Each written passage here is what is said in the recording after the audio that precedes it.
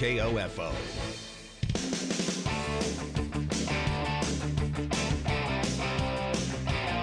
KOFO is your sports source for East Central Kansas and the home for Ottawa University Brave sports. And we welcome you to this broadcast of OU Braves Baseball, brought to you by Quality Structures, Dingle & Son Mortuary, Sutton's Jewelry, Advent Health Ottawa, and by Ottawa University, Kramer Pharmacy, Ottawa Recreation Commission, and Len Roberts Price Funeral Home.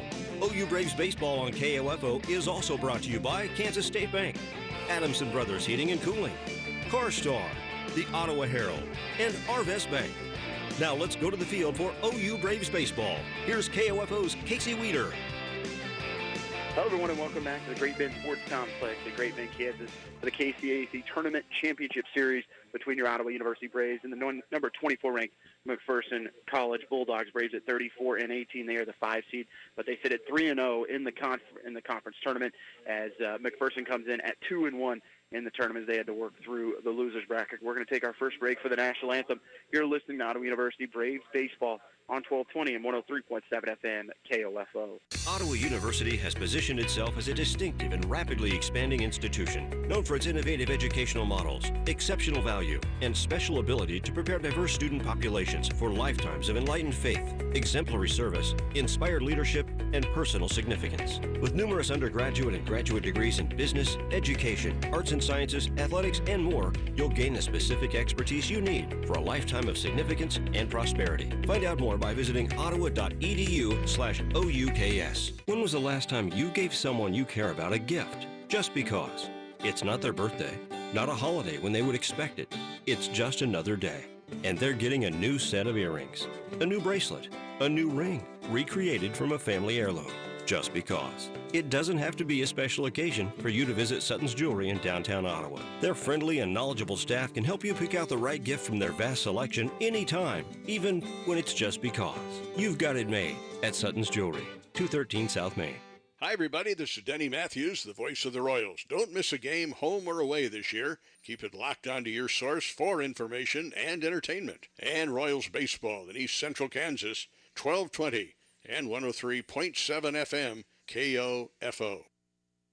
Hello, everyone, and welcome back to Great Bend, Kansas, for the KCAC Tournament Championship Series between your Ottawa University Braves and the McPherson College Bulldogs. I'm Casey Weeder, joined by Matt Kincaid, and Ottawa finds themselves 3-0 and in a great spot today as the Bulldogs will have to take 2 from the Braves if they want to win the championship. Yeah, no, that's exactly right, Casey. And the great thing is that, Ottawa is definitely in the driver's seat here.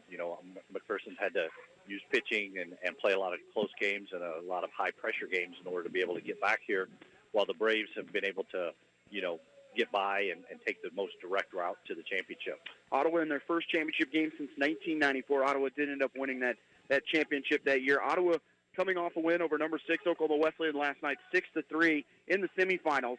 The win was Ottawa's third in 4 games against the number 6 ranked Eagles. In a game that, again, Ottawa's pitching coming through big as it was a pitch by committee for the bullpen. Yeah, I mean, the pitching did a great job. I mean, I think every person threw 2 innings through the game. They held the high-powered Oklahoma Wesleyan offense down. They eliminated the crooked number inning, just held them to 1 run when they did give up a run and gave themselves a chance to get a win. Ottawa has played the top 3 seeds as McPherson comes in as the 4 seed. But during the 3 wins for Ottawa, the pitching staff has held those teams to a 175 batting average, 258 slugging, and 226 on base percentage. And it's going to be another solid hitting team today. Team that ranks 4th in the country in runs per game at almost 11 per game. They average 2.3 home runs per game, which is 2nd in the country. And it's going to be the ace, Stephen Norrell, that deals with them. Yeah, and that's a tall task. But, Norrell has shown that he has big games when he's needed to.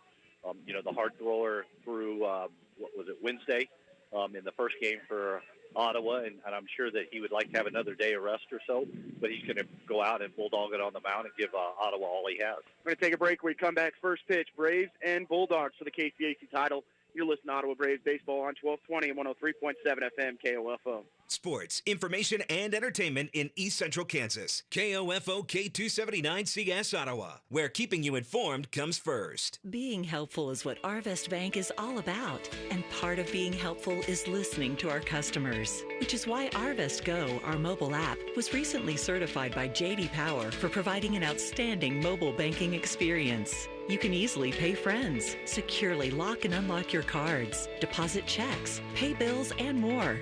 So download Arvest Go today. Arvest Bank, ready to help. Member FDIC. For J.D. Power 2020 certification info, visit jdpower.com/awards. Braves are the home team. They'll be in the all golds today with Braves across the chest in black outlined in white, as it'll be Stephen Norrell, the senior, who pitched a complete game against Tabor on Wednesday. 143 pitches for him. Gave up just 2 earned in that matchup. And he comes in. He has faced McPherson once this year, Matt. 8 innings pitched, 3 hits, 4 runs, 1 earned, 7 walks, and 12 Ks. And one thing that Stephen did a good job was staying away from the walks against Tabor on Wednesday. Yeah, and that's going to be important today. You know, you don't want to issue a lot of walks. One, it puts runners on base, and 2, is it drives up your pitch count. And after having thrown 143 on Wednesday, managing pitch count today is going to be an important number for him. Ottawa did a good job of shutting down McPherson offensively in the 3 matchups this year. McPherson won the series 2-1, a 4-3 win, a 2-0 win, and then Ottawa winning in Game 3 6-3. And I think that's where Ottawa wants to be, is in anything under 8 runs. Feels like Ottawa's got a really good chance. Yeah, no, and and I think that's how their team is built on pitching and defense. They have a good offense, enough to put runs up on the board, but they kind of manufacture runs. They're not a big bombing team that's going to just stand there and try to club home run after home run to score. Bulldogs will be in the black jerseys, red numbers, and white outline, also black pants. And Stephen Norrell ready to rock and fire to Chris Perez, the center fielder, to start our KCAC championship, and he will go with a fastball at the knees for strike 1. Norrell, 4.02 ERA and 85 innings pitched, 111 strikeouts. That's a single-season record for Braves pitching. Strike 1's always a good pitch. 0-1 pitch, a breaking ball at the knees for strike 2. Quickly 0-2 on Perez, hitting .339, 10 home runs and 38 runs batted in. No balls and 2 strikes to Perez, the center fielder. Breaking ball hit right back up the middle. Spradlin going to be turned around, going to be a tough throw. It's not going to be in time. And McPherson will get the leadoff man on to start on a ball that was, Spradlin was angling to his left, and just too much speed for Perez, and the leadoff man on for the Bulldogs. Yeah, just the ball up the middle, and he was actually on the other side of second base when he fielded it. They were in a little bit of a shift, and by the time you field it and turn and throw across the diamond, just too much speed. Batting second for the Bulldogs, the catcher, Joshua Fowler.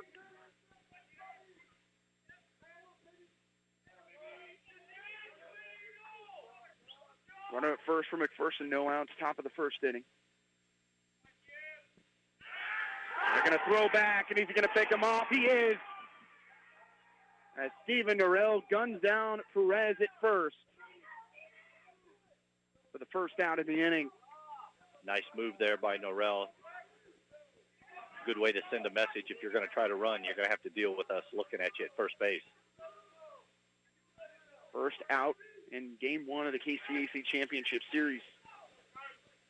Fastball outside on the first pitch to Fowler, 1-0. McPherson's road to the Championship Series, a loss to Kansas Wesleyan 12-3, and they battle back to beat Oklahoma Wesleyan on a walk-off. This was fouled back and out of play, 1-1, and then they come away with a big win over Bethany yesterday as they blitzed them, scoring 9 runs in the 5th inning to run away. So the Bulldogs come in ranked number 24 in the country at 36-12. They were 22-11 in KCAC play. 1 ball and 1 strike to Fowler, a fastball low, 2-1. The pickoff at first base, Casey, also gives a little bit of momentum back to the Braves without even having to do a whole lot at this point. 2-1 delivery from Norrell at the knees for strike 2, 2-2. Norrell, the junior from Keller, Texas.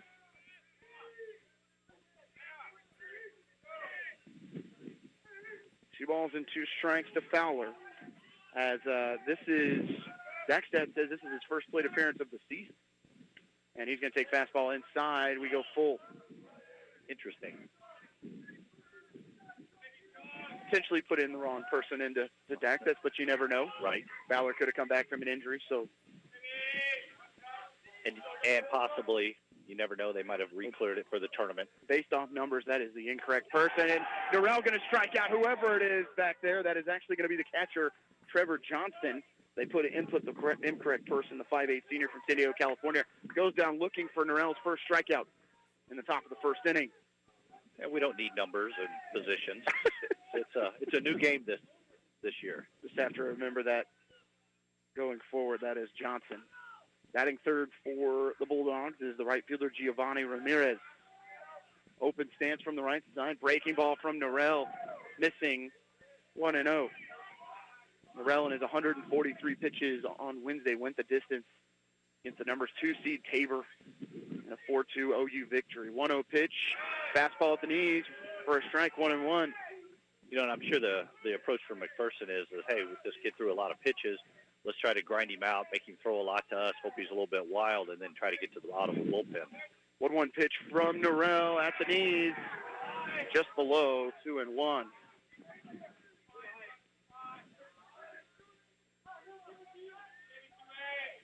Two balls and 1 strike, 2 outs, top of the first inning. 2-1 pitch is going to be hit deep to center. Going back on it, still going back to the wall. Catch is made on the run from Benjamin Kohler for the third out. No runs, 1 hit, none left on base, actually, as we go to the bottom of the first. Bulldogs, nothing. Braves coming to the plate. You're listening to Ottawa Braves Baseball on 1220 and 103.7 FM KOFO.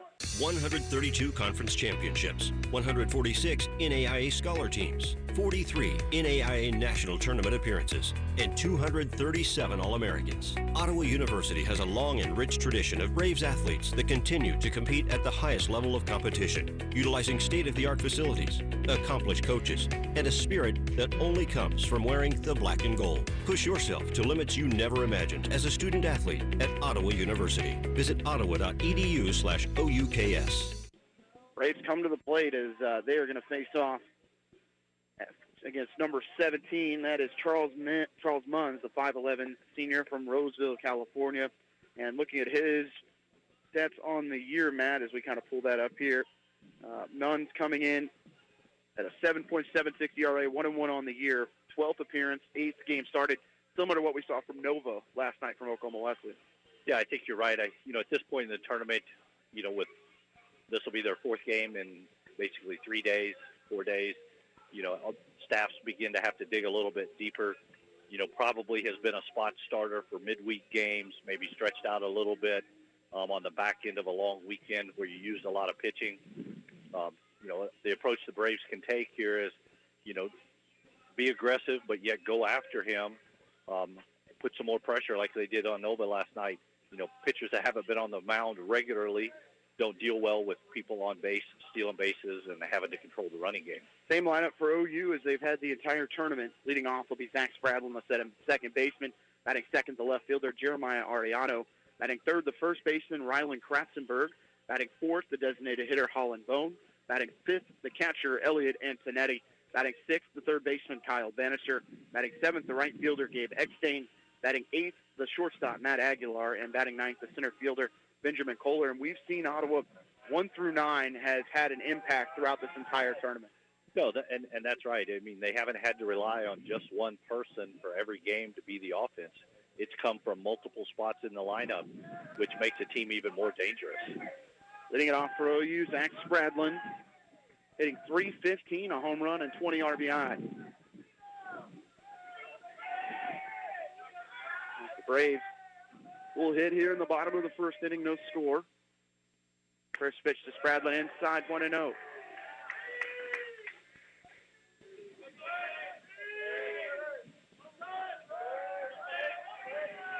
Spradlin, the junior from Hoquiam, Washington. 1-0 pitch. He's going to loop this one hard to center field. Coming in on it and making the catch in center is Perez for the first out. Yeah, solid contact there, just right at the center fielder. Nothing wrong with that. Batting second for OU, number 11, Jeremiah Ariano. Looks like the McPherson outfield is playing pretty much straight up today. One thing we didn't mention, Matt, early on, temperature at 79 degrees, 22 mile per hour wind, and it is blowing straight out to left field, straight from the south. 1-0 delivery to Ariano for a strike from Mums. And we've seen this week, Casey, when the wind's been blowing out in this direction, the ballpark does play smaller from a dimension perspective. 385 to center, 330 to left, and 330 to right. Ariano going to hit one to left field, coming in Perez, and he drops the ball. It's going to be a base hit for Ariano on the diving effort from Perez, and Ottawa with a base runner with one out. Yeah, that sinking line drive just was able to get down in front of Perez. I mean, he dove, ball hit his glove, but bounced out as he hit the ground. A good start here for Ottawa. Brings up Rylan Kratzenberg with Ariano at first base.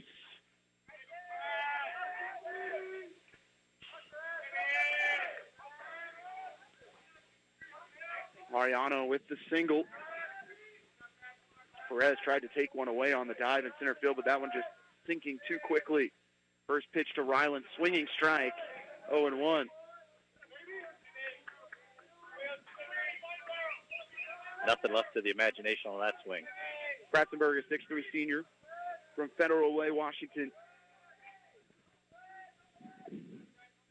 They're going to try and pick off Ariano. He gets back in time.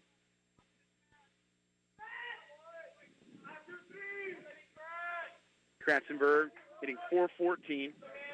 Picked up another RBI yesterday, 22 home runs and 71 runs batted in.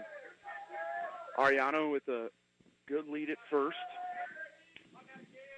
0-1 to Kratzenberg on the outer part of the plate, missing wide. 1-1.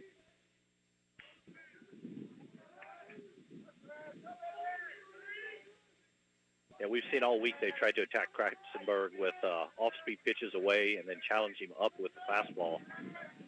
Second time Ottawa's worn this jersey combo. Did it against Tabor. Gold on gold. 1-1 pitch, a breaking ball to Kratzenberg that finds the strike zone 1 and 2. Kratzenberg looking more fastball, I think. Yes. And I'd like to officially go on record and say that I do like the gold look. I was unsure at the beginning of the year when I first saw it. But after having seen it on the field and seen it up close, I think it is a good look. Bums throws back to first. Ariano back in time. 1-2 delivery to Kratzenberg. He's going to loop this one over the head of the third baseman.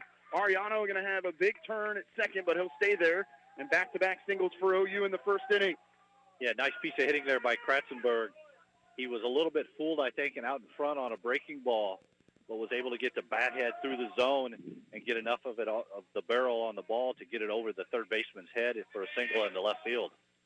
And the designated hitter, Holland Bone, came through for the Braves on Thursday night with a grand slam to take a 6-5 lead in the 7th inning over Kansas Wesleyan. Braves would win it by that score.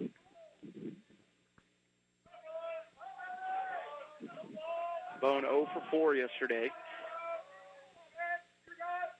First pitch to him, a fastball, first strike. Bone hitting .384, 13 home runs, 52 runs batted in. Ariano way out there at second. Got a really good lead.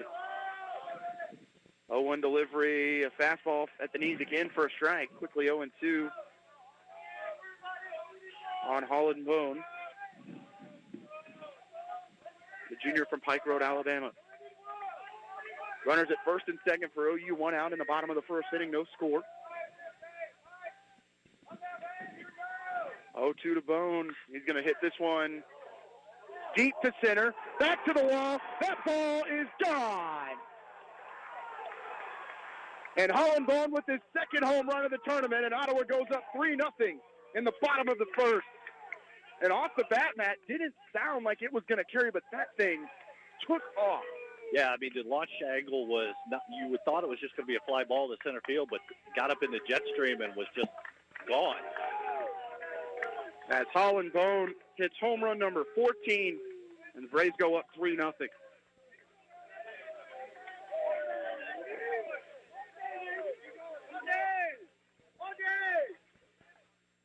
bring up Elliot Antonetti. Braves still with only one out in the bottom of the first inning.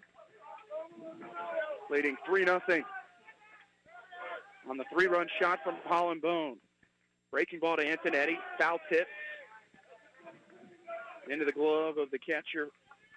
Says Fowler. That's actually Johnson back there. Yeah, the home run by Bone, it just didn't sound like it was going to have enough to get out, but it ended up having more than enough to get out. Quickly behind it, 0-2. Antonetti offers at a breaking ball. Elliott hitting .362, 10 home runs and 33 runs batted in. Action now in McPherson's bullpen. 0-2 pitch to Elliott. He's going to hit this one towards third, but foul. Third base coach Josh Larinaga. Right there. Definitely a sense of urgency in the McPherson bullpen. Rob Sagi, the first base coach for OU. 1-0-2 pitch in the dirt. Quickly 1 and 2 other assistants for the Braves, Paul Benoit and Lance Spongeberg. For head coach Gabe Grinder in his third season. 1 ball and 2 strikes, 1 out. Braves leading 3-0 on the Holland Bone 3-run homer.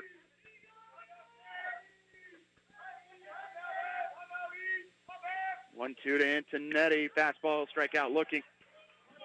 The second out in the bottom of the first.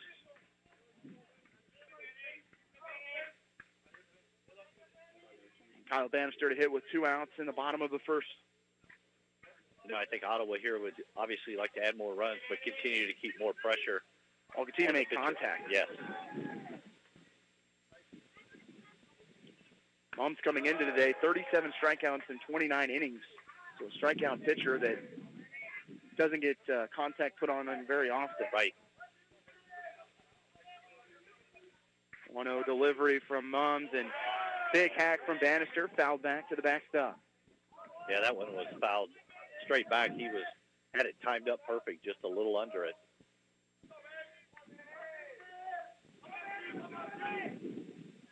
One pitch from Mums, a breaking ball that's chopped over the head of the third baseman. That ball's fair, and a sin. That one's going to go by the left fielder. Bannister takes second on the error. Yeah, big hop off the hard area around home plate that got over the third baseman, and then the left fielder just charging it, didn't get his glove down and overran it.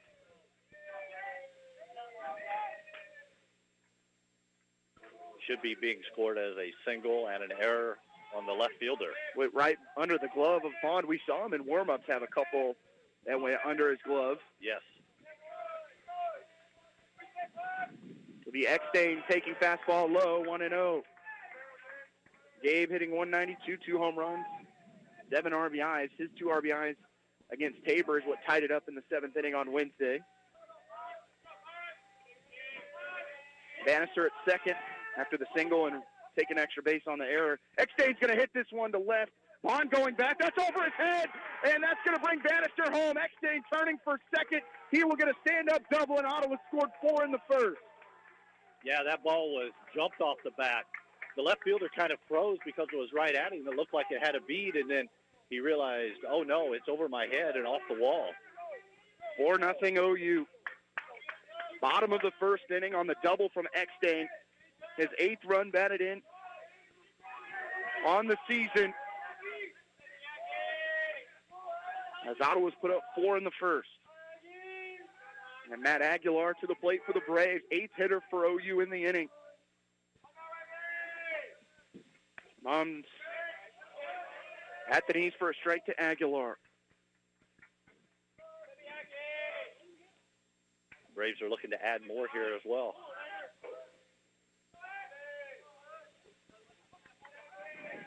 Munns has thrown 22 pitches. Breaking ball in the dirt, and Eckstein's going to go for third. He's going to be safe without a throw. As that one gets away from the catcher.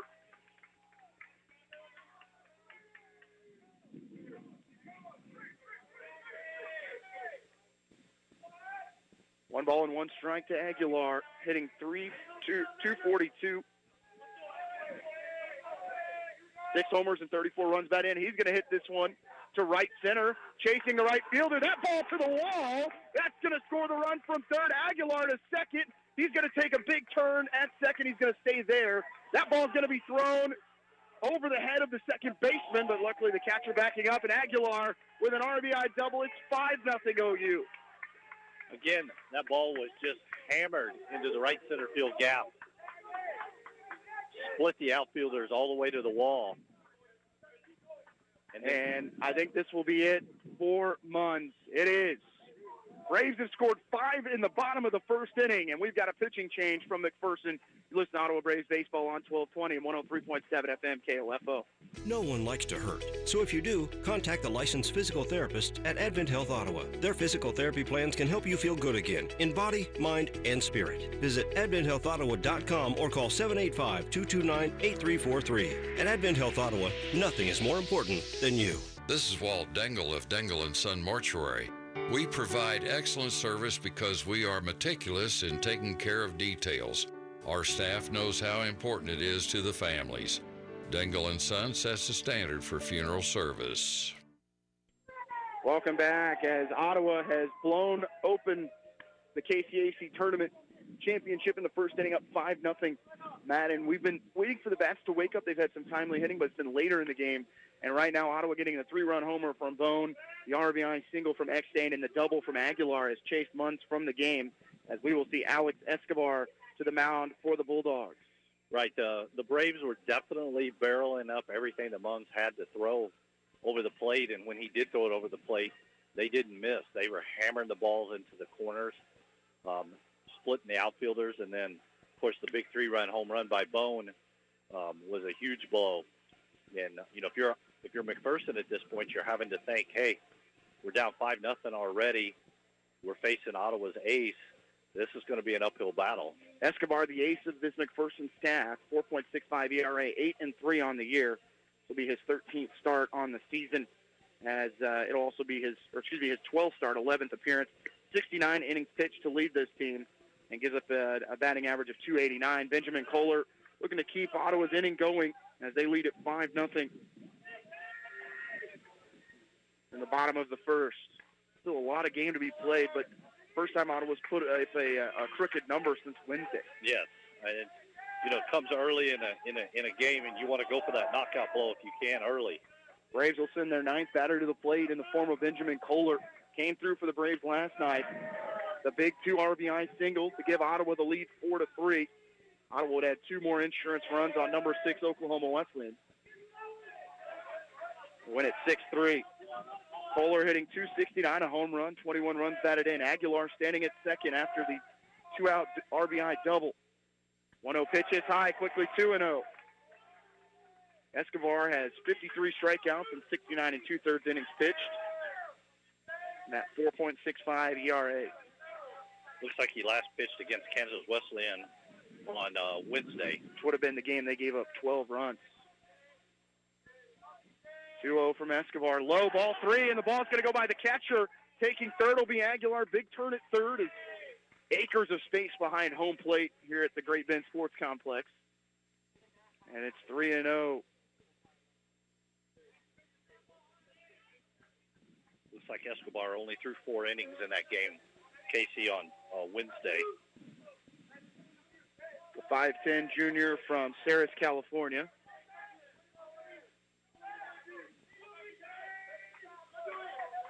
Braves looking to add to their 5-0 lead. 3-0 pitch is high, ball 4, and Ottawa with runners at the corners and 2 outs in the bottom of the first inning.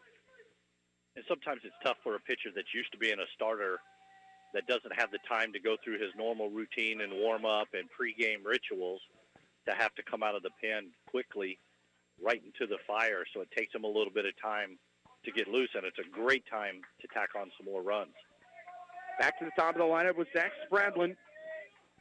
Had a hard hit line out to center. He's going to take a big hack and foul it back to the backstop, 0-1. That's the first strike that Escobar's thrown in his 5 pitches. Yeah, Spradlin looking to ambush that fastball.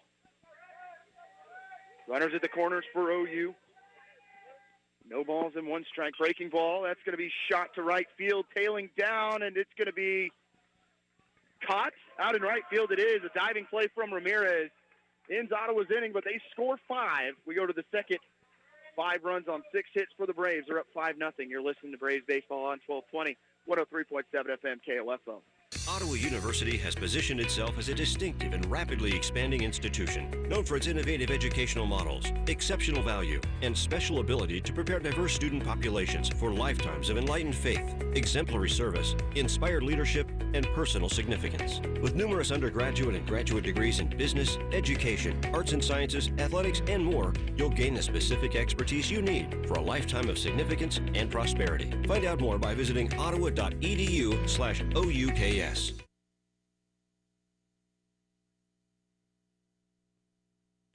5 runs on 6 hits for OU in the first inning, Matt, and even the outs, well-struck balls. They really were. They were balls that were hit line drive to the center fielder, a diving catch by the right fielder that was hit hard. You know, it's the Braves were barreling up, as they say, pretty much everything that was coming to the plate. It'll be 4, 5, and 6 for McPherson to face off against Norrell, Kanar, Pearson, and Nelson. As Ottawa couldn't have asked for a better start. No, that was, you always want to get out quick in a game like this. Put pressure on the other team. Don't let them hang around. And sometimes you can break their will early. And I'm not saying that's happened. McPherson's going to have a lot of fight left in them. They know if they can claw back and somehow get a win here, that they're going to get a chance to face Ottawa again. So, a team that averages 11 runs a game, it's definitely not out of it at any point. Definitely not. Kanar hitting .379, 19 home runs, 68 runs batted in. And if you're Ottawa here, you don't want to get complacent. Fastball from Norrell for a strike. 0-1. Need to stay focused and sharp.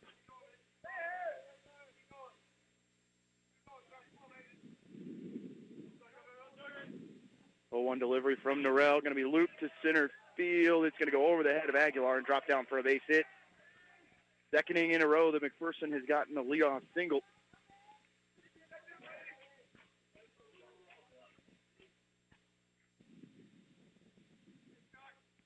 See the 5-hitter, Jake Pearson, the third baseman, to hit with a runner at first and no outs.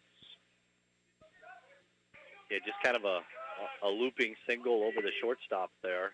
Not hit particularly hard, but enough to find the grass for a base hit.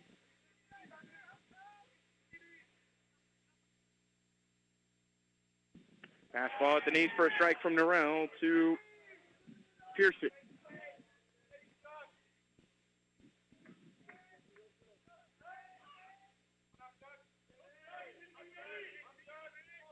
Kanar, right-handed hitter.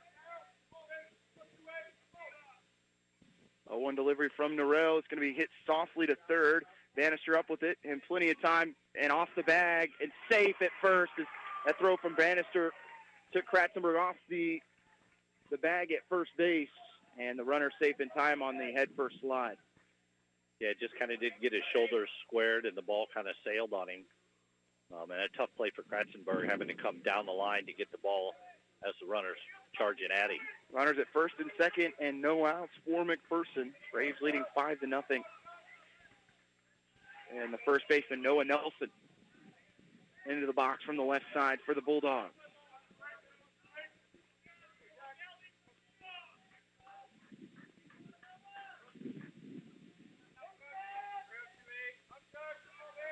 Standing at second is Kanar. At first, Pearson. An error charge to Bannister. First one on Ottawa. Big swing on a fastball and a miss from Nelson for strike one. Nelson with 16 home runs, 72 driven in. He's hitting .333. Correct me if I'm wrong, Casey, but it looks like we've moved to a four-man umpiring crew. I think we started the game with a three-man. Good catch there. Fastball inside to Nelson. 1-1. Extra set of eyes from the umpiring crew, always helpful. Runs at first and second for McPherson, no outs. Top of the second inning, Ottawa up 5-0. 1-1 delivery, a breaking ball to be hit to right field. It's looping. Catch is made, though. Runner not going to tag up on a nice throw from Eckstein, which would have got the runner Kanar. Yeah, right now, really tough to judge how the ball is carrying the wind, having a major effect at crosswind, keeping that ball up in the air. I thought that was going to drop in front of Eckstein for a base hit. It really did. It was similar to the last out that the Braves had for the diving catch coming in from the right fielder. It seems like it wants to carry more, but it's kind of being held up into right field. Back to my point about the umpires, I wasn't insinuating that they needed more eyes. No, you were stating a fact. Yes. There are 4 umpires on this field. Yes.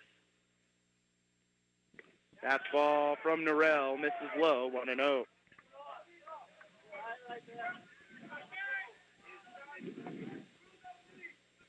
One ball, no strikes. Runners at first and second for the Bulldogs, and 1 out.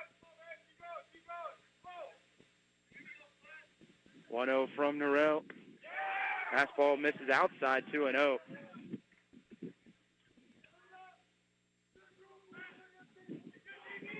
Norrell would love to have a ground ball double play here.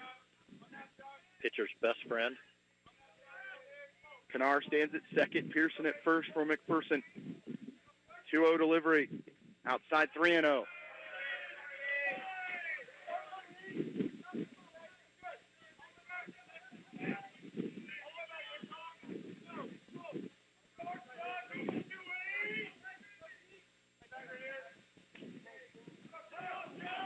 Three balls and no strikes to Robinson.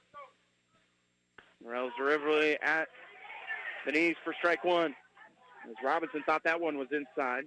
Designated hitter hitting .364. 7 home runs, 26 runs batted in.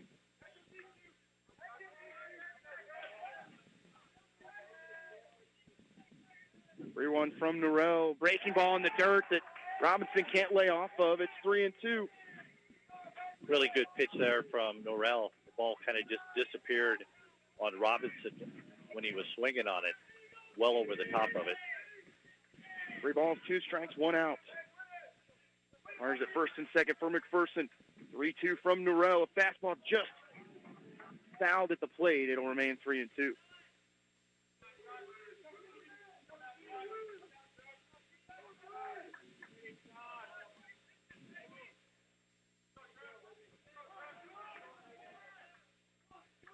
I notice Robinson really is looking to try to elevate the ball, get it up in the air, and try to get one out of here.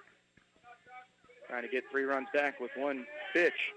3-2 delivery, and it goes by Antonetti, and it's going to be ball 4 as runners will move up, and the base is loaded in 1 out.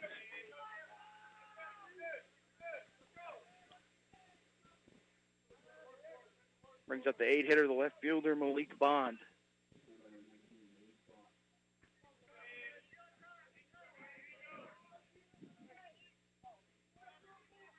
First walk issued by Norrell.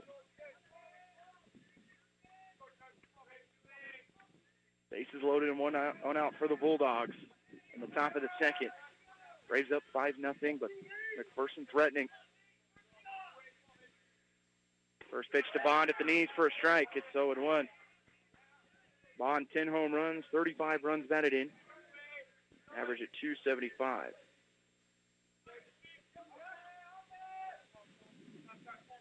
Oh, 1 pitch, going to be hit to short, could be 2 for OU. To second for 1, to first for the double play to end the inning. As Norrell gets out of the bases loaded jam. No runs, 1 hit, 1 left on base. As we go to the bottom of the second, OU 5, McPherson nothing. Have you heard the news? The ORC is now offering Zumba on Monday nights. Zumba will give you a total workout combining all elements of fitness, cardio, muscle conditioning, balance, and flexibility. We are accepting in-person and online registrations, so get signed up today. Ottawa Recreation Commission, bringing recreation to life. Hi, everybody. This is Denny Matthews, the voice of the Royals. Don't miss a game, home or away this year. Keep it locked onto your source for information and entertainment. And Royals baseball in East Central Kansas, 1220. And 103.7 FM, KOFO. Norrell able to induce the ground ball, Matt, to end the inning, and the big double play to end the bases-loaded threat for the Bulldogs. Yeah, no, that was a big pitch there from Norrell, and the ground ball, double play ball, always a pitcher's best friend there. Kind of, again, another momentum change to pull away, snuff out any chance of a run there by McPherson. 2, 3, and 4 up for the Braves of Ariano, Kratzenberg, and Bone. Ariano started things for OU in the first inning as he was able to get a single to right field. Came around to score as part of that 3-run home run from Holland Bone. I feel like it's another good inning to add some more runs here. Ariano hitting .344. No home runs, but 23 runs batted in. First pitch to him is popped up and out of play. We have our first appearance of stirrups today. We do, from Escobar, yes. 0-1 from Escobar. Breaking ball is going to hit right back up the middle. Is that going to get in the gap? It will. It's going to go all the way to the wall as Ariano turning for second, and he starts the second inning off with a double to left center. Yeah, again, Escobar left that pitch up over the plate, and Ariano just hammered it between the center fielder and the left fielder to bounce off the wall for the stand-up double. Ariano started 2 for 2, and both balls have been smashed. Yes. And he's continuing to hit well, got on base twice last night. He is such a hard out. Yeah, it really makes the defense work. First pitch to Kratzenberg. He's going to line this to short. That's going to be a base hit. They're going to send Ariano home from third. He'll score easily, and it's 6-0 Braves. Yep, again, Kratzenberg kind of out front on it, but was able to get the barrel on it with enough strength and power to just kind of roll it in the hole between the shortstop and second base. Kratzenberg gets his 72nd RBI of the season.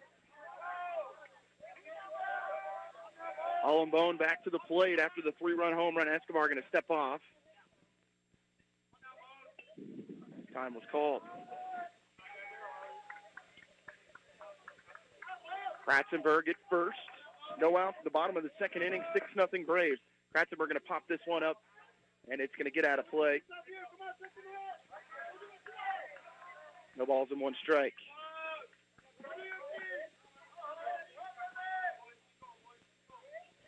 Braves with 6 runs on 8 hits. 0-1 delivery of breaking ball that Bone out in front, 0-2. Yeah. Good pitch there from Escobar. A lot of downward bite on that breaking ball. Kratzenberg with his 14th home run in the first inning. 55 RBIs now. Going to pop this one up to the left side of the infield. The shortstop Wood going over to chase it. Still chasing and makes the grab for the first out in foul territory.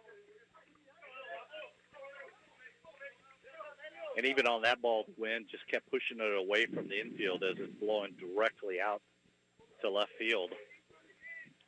Brings up Elliot Antonetti. He'll hit with 1 out in the bottom of the second. Antonetti struck out swinging in the first inning.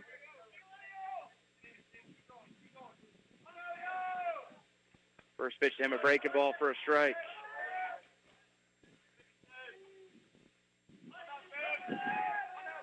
You just kind of feel like Antonetti's due. 0-1 pitch. Antonetti low and outside, 1-1. Antonetti with the solo shot against Kansas Wesleyan Thursday night.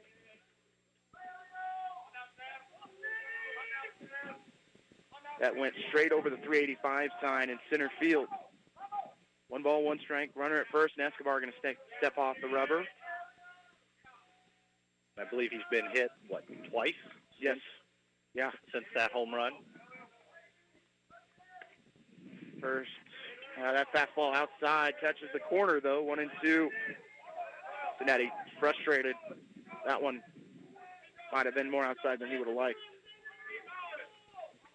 1-2 delivery, breaking ball. This one going to be chopped over the glove of the third baseman. That one gets out to left field and a single for Antonetti. I think we're keeping track of hit by pitches. Matt Aguilar's had, I think, 3. He had 2 last night. Yeah. Eckstein's been hit once. And I think Antonetti, the other 2, I think we've had 5 hit by pitch Braves. Braves will bring in Zach Henry to pinch run. He swiped 2 bags last night and was a problem really for Nova. Really just playing mind games when he was out on the base paths. Yeah, made him uncomfortable for sure. Kyle Bannister to hit with runners at first and second and one out in the bottom of the second inning. A fastball to him, hit off the end of the bat and foul down the first base line. You know, on that last ball that was hit there by Antonetti, it really took a big hop over the third baseman. And we really see this field change as we've been here. The first night, grass was a little longer. They mowed it. It played slow. Yesterday, it played pretty normal. Today, it's been really hard, compact, a lot of high bounces from the baseball. Escobar steps off the rubber, looking to chase Kratzenberg back to second. No balls and a strike to Bannister. Singled to left in the first inning. Breaking ball that stays high from Escobar. It's 1-1. Bannister hitting .350, 5 home runs, 24 runs batted in.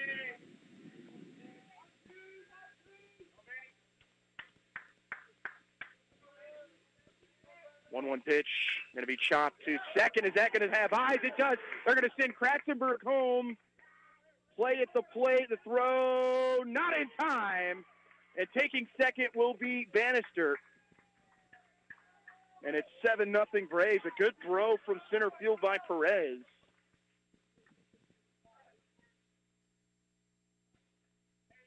Kratzenberg, a little bit of an awkward slide. Still managed to get the bag. Or get the plate. And our first mound appearance in the second inning is it's 7-0 Braves. 7 runs on 10 hits. As they're going to chat with Escobar, we'll take a 30-second break. Ottawa leading 7-0. Buy all your metal supplies from QSI. They not only sell steel and trim, but also windows, screws, underlayment, caulking, lumber, windows, doors, and much, much more.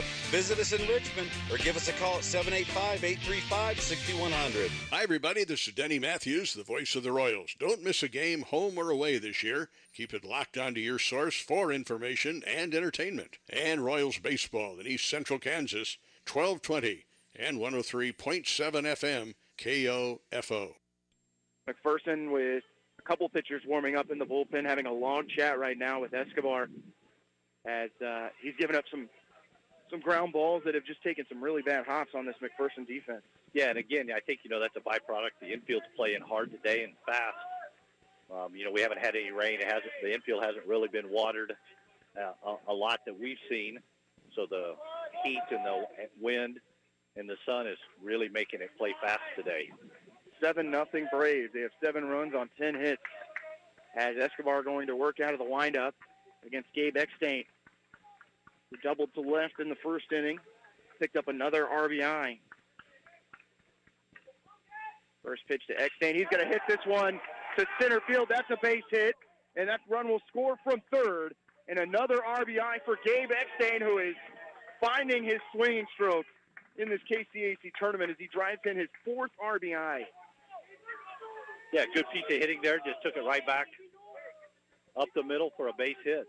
And Eckstein is going to force Escobar from this game as he is done. Braves up 8-0 in the second inning. You listen to Braves baseball on 1220. 103.7 FM KOFO. Results matter now more than ever, and Local IQ provides uniquely engaging local audiences, industry-leading technology, intelligent creative design, and insights from nationwide businesses. Talk to Stephen Bradley, 785-242-4700, extension 108. Hi, everybody. This is Denny Matthews, the voice of the Royals. Don't miss a game, home or away this year. Keep it locked onto your source for information and entertainment. And Royals baseball in East Central Kansas, 1220 and 103.7 FM KOFO. If you're a propane customer, make sure your propane system is operating safely by having it inspected by a qualified service technician. If you've run out of propane or had an interruption of service, your propane supplier is required to test your propane system to ensure that it is leak-free and safe. Each family member should know what propane smells like and what to do in the event of a gas leak. Call your propane supplier for additional information. This message brought to you by this station and the Kansas Propane Education and Research Council, Greg Knoll, Executive Director. Pitching change for McPherson. It will be number 47, Jacob Gilcrease, the 5'11 junior from Shreveport, Louisiana, as we will look at Gilcrease's numbers on the year. Third pitcher to come in for the Bulldogs as we are in the bottom of the second inning, and Ottawa leading 8-0 with 1 out in the inning. Yeah, Gilcrease here is a right-hander, but a sidewinder, almost submarine. He's got 2 arm slots straight sidearm and then more of the submarine release down around or below the knees. Gilcrease has made 17 appearances. It's most on the team, 4.45 ERA, record of 3-0. He is their save specialist. Yes. Pitching styles, we'd say Dan Quisenberry. Black jerseys, the Kintaculve, if we want to go back a little further. Ottawa with runners at first and third and 1 out. They've scored 3 in the inning and scored 8 overall on 11 hits. Runners at the corners, Eckstein at first. Bannister at third. Aguilar at the plate. Sidewinder, Ottawa's going to drop the bunt. Great bunt from Aguilar. And it's going to be a close play at first. He gets him by a half a step, but what a bunt there from Aguilar to score the run from third. It's 9-0 Braves. Yeah, that's always a great play. New pitcher in the game. Push the ball away from him and make him come in and field it right away. Braves sending their 8th batter to the plate in the second inning. They've scored 4. That's out number 2. Breaking ball from Gilcrease that had some late action on it, catches the zone, 0-1.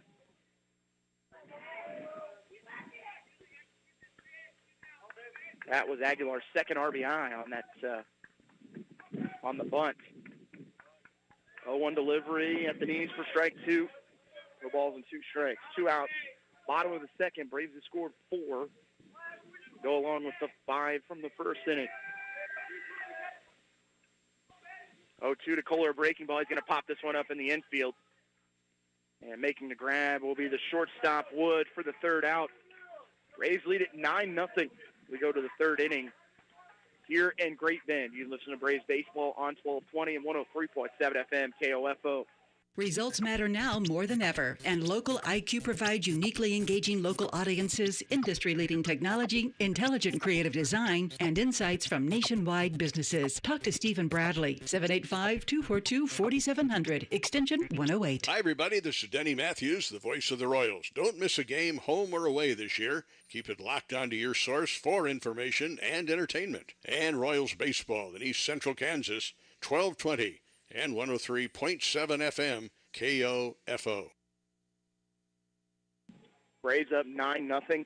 We go to the top of the third inning. Steven Norrell starts his third inning of work, Matt, but Ottawa's bats continuing to stay hot. Yeah, I mean, they've hit the ball hard, and they've put the ball in play. And, you know, when you do that, that puts a lot of pressure on the McPherson defense for sure. And it's been a combination of everything from long ball to bunts that have given McPherson problems today. And you could tell McPherson not prepared in any way for that bunt from Aguilar to start that at bat, especially after changing pitchers like that. And Aguilar just did a great job of disguising it. Yeah. And, you know, the Sidewinder, when he pitches, that pitch that he released was up in the zone, made it easier to bunt. Yeah, right down the first baseline. There was no way that anyone was going to be able to make a play outside of the first baseline, and he was playing back at the bag. And kind of a safety squeeze there. Runner from third breaks only if the batter gets the ball down. It'll be the shortstop, Tyler Wood, to lead it off for the Bulldogs in the top of the third inning. The 9-hitter, and he takes fastball low, 1-0. You know, so at this point with a 9-run lead for Norrell, the most important thing is just throw strikes. If you give up a couple hits, it's not the end of the world. You just don't want to run your pitch count up. Pitch count's almost as important here. 1-0 pitch inside, 2-0. Norrell working strictly from the stretch again, as we saw on Wednesday.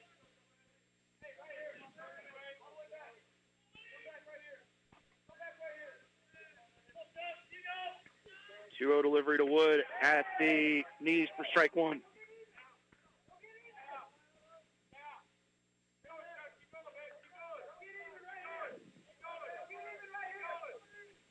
Two-one pitch at the knees again with the fastball 2-2 to Wood. Yeah, good pitch there. And the strike at the knees has been there pretty much all day.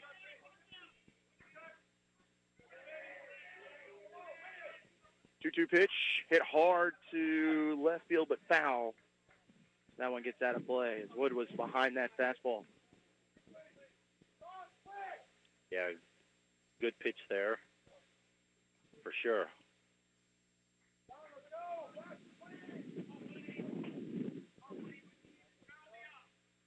Retrieving the foul ball that kind of bounced around loose in the foul territory down there.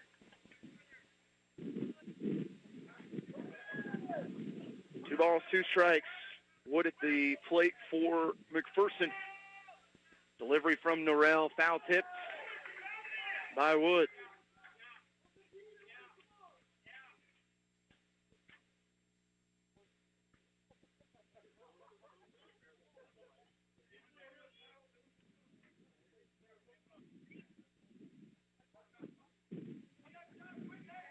Two-two delivery from Norrell. Breaking ball. It's going to be lifted out of play. Stays 2-2. Went down to his knees to get that breaking ball at the bottom of the zone.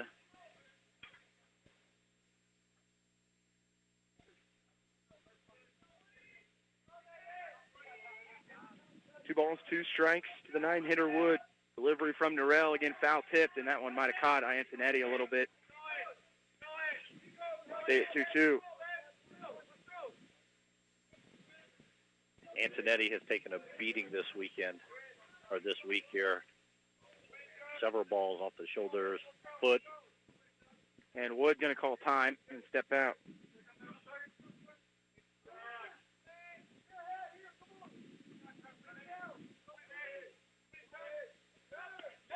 Make a strikeout, Wood looking for the first out.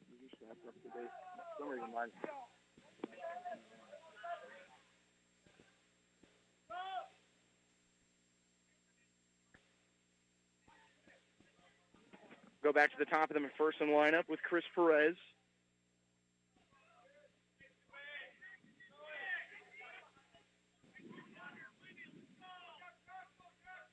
One out, top of the third, and a fastball from Norrell inside at 1-0. Perez reached on an infield single in the first inning. McPherson, no runs, 2 hits, 1 error. Ottawa, 9 runs, 11 hits, 1 error. Fastball again from Norrell, gets away, 2-0.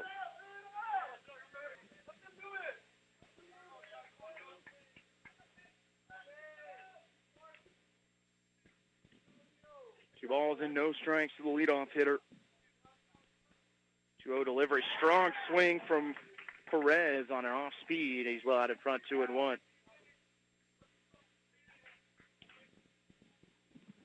We can do it at the next. Yeah. 2-1 delivery. Pop foul. It's 2-2.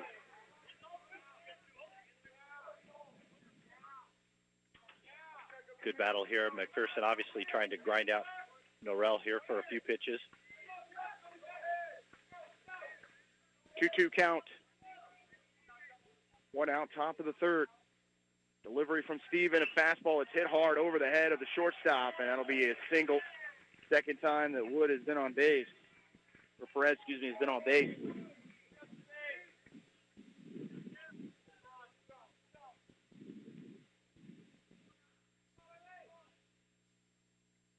Brings up the catcher, number 15, Trevor Johnson.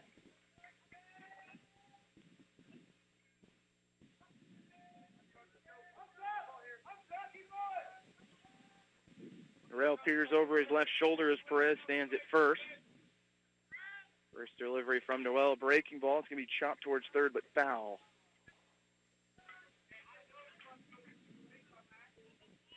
No balls and 1 strike. McPherson left the bases loaded in the second. Perez was able to get to second base in the first inning, but was left stranded as Ottawa was able to get that double play to end the threat in the second. Norrell would love another double play here. 0-1 pitch, chopped foul. It's 0-2.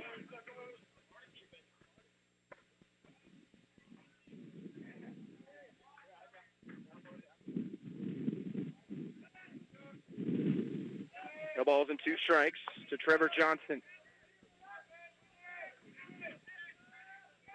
Norrell over his left shoulder again, looking at Perez. 0-2 from Norrell, breaking ball, hit towards short. There is Aguilar. Can he get the force? He can't. The throw not in time either. And runners at first and second with 1 out for the Bulldogs. Yeah, kind of tough luck there. That could have been a double play ball, but it stayed on the ground, and Aguilar kind of had to go to his knees to field it, and it got caught up in the dust and the dirt and just couldn't get it out of his glove in time. Bringing a pinch runner for McPherson. That's going to be number 13, Hunter Hughes, 5'10" senior from Tigard, Oregon. Right fielder Giovanni Ramirez.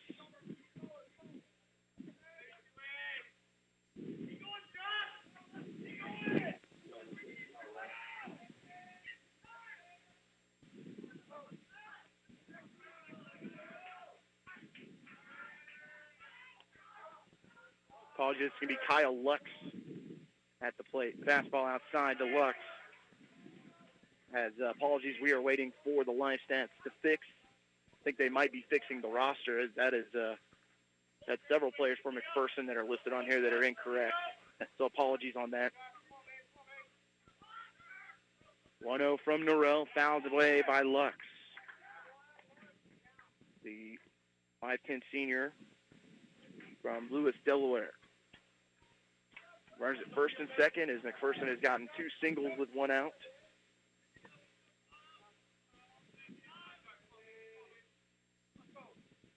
On delivery is going to be chopped. The third base coach remains at 0-2.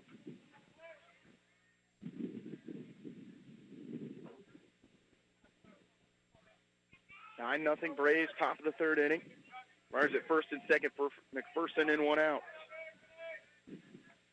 0-2 from Norrell, fastball high, and Lux lays off at 1-2.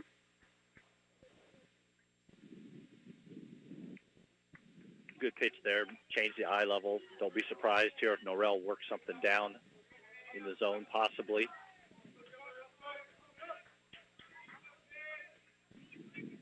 2-2 pitch, popped up down the right field line. That's going to be a hard play for him to make. What a play in right field by Eckstein to make the grab, diving to his left.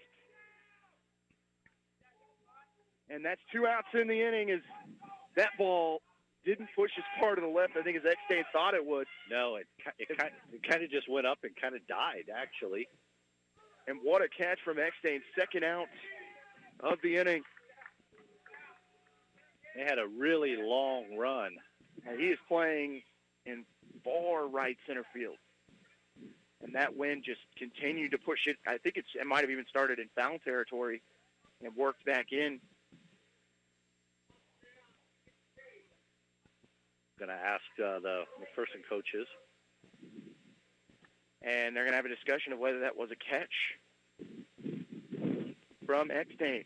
From our vantage point here next to the Braves dugout, staring directly into right field, from what I could see, it looked like a catch. You never saw the ball come out or any reach from Eckstein to pick it up off the ground. And it is an out on the grab from Eckstein. 2 outs in the inning.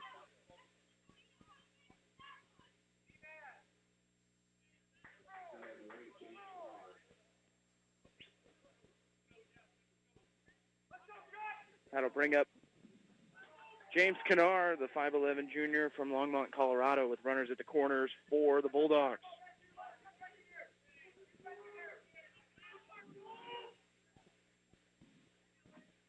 Pitch from Norrell low, and Antonetti does squash it, but the runner does move to second. Runners at second and third, and 2 outs, and count of 1-0 to Kennard. I think at this point, you're not worried about the runners at second and third. Norrell's focused on the hitter. Go make a good pitch here and get yourself out of the inning.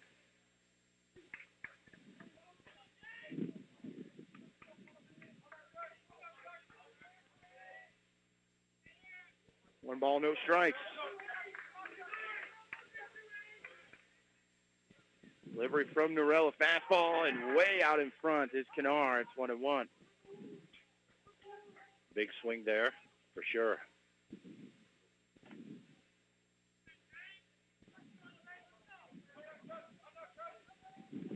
1-1 count. Runners at second, third for McPherson with 2 outs in the third inning. Ottawa leading 9-0. 1-1 delivery. Breaking ball. Fouled. Quickly 1-2.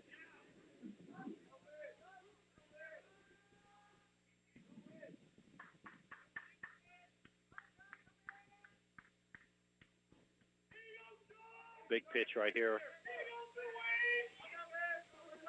1 ball and 2 strikes. Delivery from Norella. Breaking ball strikes him out in the inning, and another threat from McPherson. We'll go to the bottom of the third. Ottawa 9 and McPherson nothing. You listen to Braves Baseball on 1220, 103.7 FM, KOFO. Oh, deer. They're everywhere, including the road you're on right now. If an accident with a deer happens, call CarStar. We'll arrange a tow, contact your insurance, and start the repairs with iCar Gold Class service. Relax. We'll take it from here. CarStar, 242-8916. Hi, everybody. This is Denny Matthews, the voice of the Royals. Don't miss a game, home or away this year. Keep it locked onto your source for information and entertainment. And Royals baseball in East Central Kansas, 1220 and 103.7 FM, KOFO. If you're a propane customer, make sure your propane system is operating safely by having it inspected by a qualified service technician. If you've run out of propane or had an interruption of service, your propane supplier is required to test your propane system to ensure that it is leak-free and safe. Each family member should know what propane smells like and what to do in the event of a gas leak. Call your propane supplier for additional information. This message brought to you by this station and the Kansas Propane Education and Research Council, Greg Knoll, Executive Director. Sports, information, and entertainment in East Central Kansas. KOFO K279CS Ottawa, where keeping you informed comes first. Welcome back as it's 9-0 Braves. Bottom of the third inning, Braves will send the top of the lineup, Spradlin, Ariano, and Kratzenberg. After Steven Norell grinds out another inning. Yeah, that's big for him. You know, and at this point with a 9-run lead, you just want to, you know, I'm sure Ottawa doesn't want to have to go to another pitcher until they absolutely have to. So pitch count is as important at this point. They will face Gilcrease, who came in to get the final 2 outs of that second inning after Escobar was chased from the game after giving up a couple of runs. Actually gives up 4. Bunt to the left side. Gilcrease fields it. The throw is in time as they get Spradlin by about a step on a bunt down the left field line, or down the third base line. Yeah, not a bad idea. The third baseman was playing really deep, but the pitcher was able to hop off the mound quickly and field it. 1 out in the third, and Jeremiah Ariano, who scored 2 runs, has had 2 base hits. Delivery to Ariano lifts this one down the third base line, tailing foul. 0-1.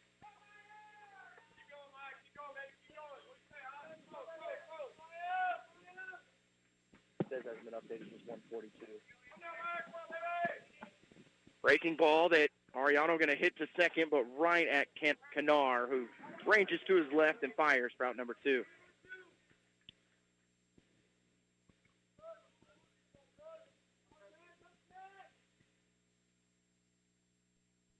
Kratzenberg will dig in with 2 outs in the bottom of the third. Braves up 9-0.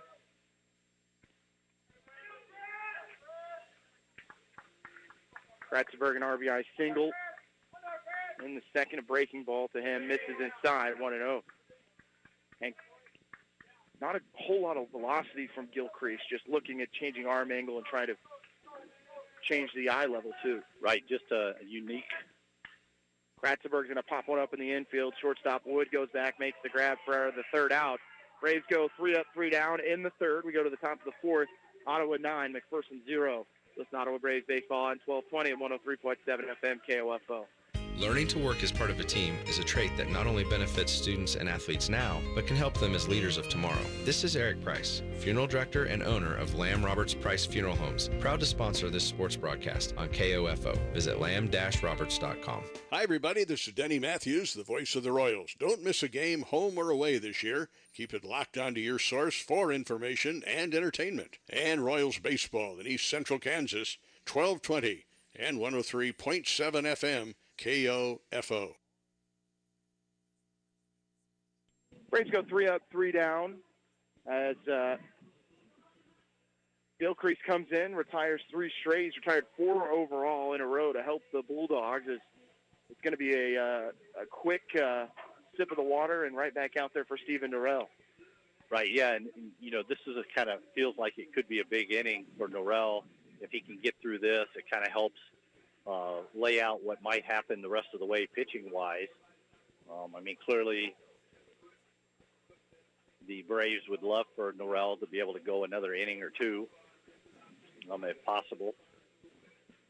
Considering every reliever for Ottawa last night, going just 2 innings, you didn't have to stretch anyone. Maybe the only one that's off limits for OU has to be Eric Reese, who has now pitched 4 innings over 2 days. Right. But outside of that, everyone else should be available. Maybe Warfel. Right. Potentially, but he went just 2 innings, and none of them threw more than 40 pitches. Right. So I'm sure that it would be much like a regular weekend series if they had to go to the pen on a Saturday and then or a Friday and then again on a Saturday. Leading it off for the Bulldogs will be Pearson. He's going to hit this one too short, backhanded by Aguilar. He'll slip. Throw is going to be made in time on the backhand snag from Kratzenberg to get Pearson by a step. Yeah, really good play there. I wasn't sure that they were going to be able to get it at Aguilar because his footing kind of slipped as he fielded it with his plant foot or his right foot in the grass, and it kind of gave way, but strong throw for sure. Credit to Kratzenberg for extending out. Batting second, the first baseman, Noah Nelson. This one hit hard. Going back is Kohler. That ball is gone. And a solo shot for Nelson gets McPherson on the board. As he hits, wait for the stats to load. I believe that's home run number 11 on the year for him. Shy Paulies make that home run number 15 and his 50th RBI. 9-1 Braves.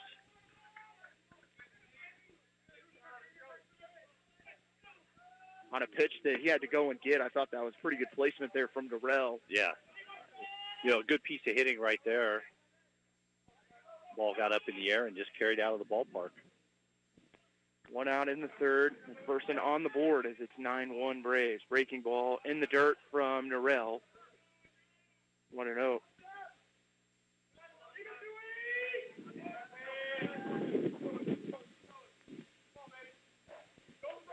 Any fly ball that's well hit is going to have a really good chance the rest of the way. As the wind continuing to tear through. Chopper towards third to Bannister is fair ball. He'll make the throw, and it's going to airmail, and that's going to send the runner to second. And He's got to cover home. Going to have to track it down, and it'll be an error on Bannister as the runner takes second. Yeah, kind of try to get the ball in the fair territory before it hit foul over the base. And again, I think Bannister he kind of crow hopped, and I'm not sure if he got his feet tangled or whatnot to cause that ball, but it really airmailed Kratzenberg at first base. Robinson, who has decent speed, but nothing that was overwhelming, stands at second, brings up the left fielder, Malik Bond, with 1 out in the fourth. And McPherson already scored 1. The second error on OU. Norrell with a breaking ball. Bond out in front, 0-1. Bond grounded into that double play in the second inning that ended the bases-loaded threat for the Bulldogs.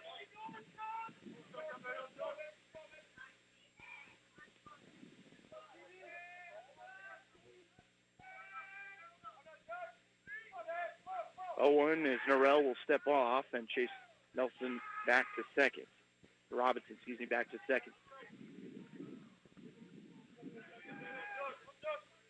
Notice the cloud cover has begun to roll in a little bit. 0-1 to Bond. Another breaking ball right at the knees. It's 0-2.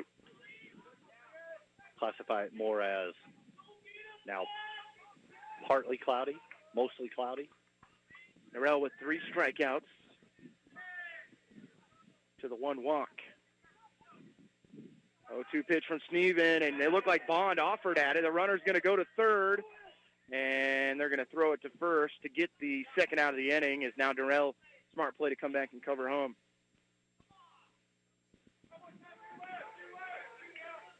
Two down in the inning. Not sure the McPherson coaches are happy about that. I definitely went around. It was a check swing that was definitely far enough to be called, and the ball was in the dirt. The runner waited around to see what happened instead of just going toward first. Shortstop Tyler Wood. Foul pits one into the glove of Antonetti, 4-1. Robinson able to scoot over to third on that ball in the dirt.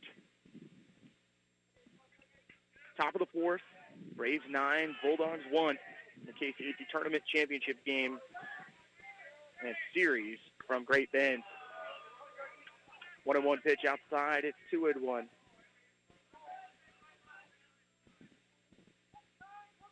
Bulldogs getting a solo shot from Nelson. 1-1 from Norrell, and a swinging strike by Wood. Again, well out in front. 1-2 as Norrell has been disguising that changeup really well. He really has, and and I know he's tired a little bit from having thrown a lot. Now he's pitching. He's changing up location, mixing speeds. Fastball that Norrell rears back. It stays high. It's 2-2. Able to use the fastball, use really the fastball to set up the other stuff, but really more the breaking pitches, all speed stuff, setting up the fastball right now. Runner at third for the Bulldogs, 2 outs, top of the fourth. 2-2 pitch. It's going to be hit to third, up to Bannister. His throw will be in time as the Bulldogs do score 1, but it's an 8-run lead for the Braves. We go to the bottom of the fourth. Listen to Braves baseball on 1220 and 103.7 FM KOFO.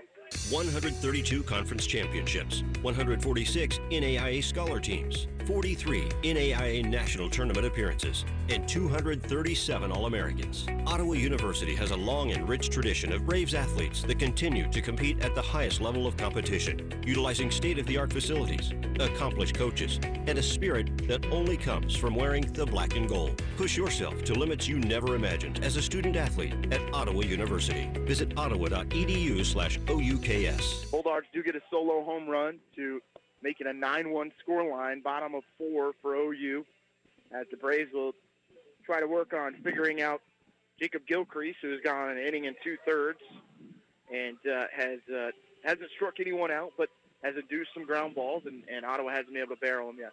Yeah, and that's a lot of times that's what the sidearm guys are good for. They eat up innings. You don't see a lot of them, and most of the time you're getting ground balls with those sidearm pitchers. Due up for the Braves will be Bone, Antonetti, and Bannister.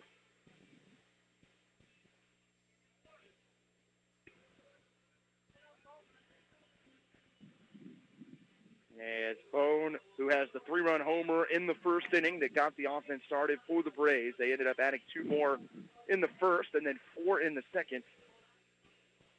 But Gilcrease retired the Braves in order in the third. We're ready to go. We're up to 83 degrees now. Feels like 86. Yeah, definitely starting to feel like that. We talk about the clouds building. And the wind looks like it shifted a little bit to the east. Yeah. Again, like what we had last night. Breaking ball, hard hit to left field. Bone going back on it. It's going to bounce and then hit the wall as Bone going to turn for first. As it'll be a long single as Bond did a nice job of playing it off the wall. Yeah, good job there by the left fielder. Ball got there in a hurry. Long single. We bring up Elliot Antonetti as Bone with his second hit of the game.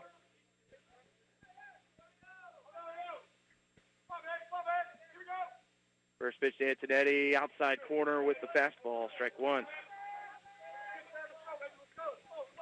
Now we are expecting potential inclement weather as we work our way through the day, starting at around 4 o'clock. 0-1 pitch, breaking ball that Antonetti just misses on, as he wanted all of that and more. His eyes were as big as the baseball. That kind of frisbee spun out in the middle of the plate, and that baseball ballooned right in front of him in the strike zone, like the Three Ninjas where it turns into a beach ball. 0-2 delivery to Antonetti, and he'll strike out for the first out in the fourth. And Matt didn't see any movement in the Ottawa bullpen yet, so Norrell, Braves hoping to get at least one more inning out of him. Yeah, there's very little activity, just kind of some casual walking around. Bannister, who goes around on a fastball near the eyes, 0-1. McPherson just some light catch being played in their bullpen. Bannister 2 for 2 with an RBI. Bone standing at first with one out in the fourth. A fastball well outside to Bannister. 1-1. Bannister singled to left and to right, so it's only, fitting that he gets one right up the middle here, Matt. Exactly. I like it. Breaking ball off the end of the bat, and the catch will be made by the first baseman, Nelson, for the second out. Ball was cue ball, yeah, right off the end of the bat, for sure. That happened yesterday as well. I believe it was maybe Spradlin that had one like that just ended up in the glove of the first baseman.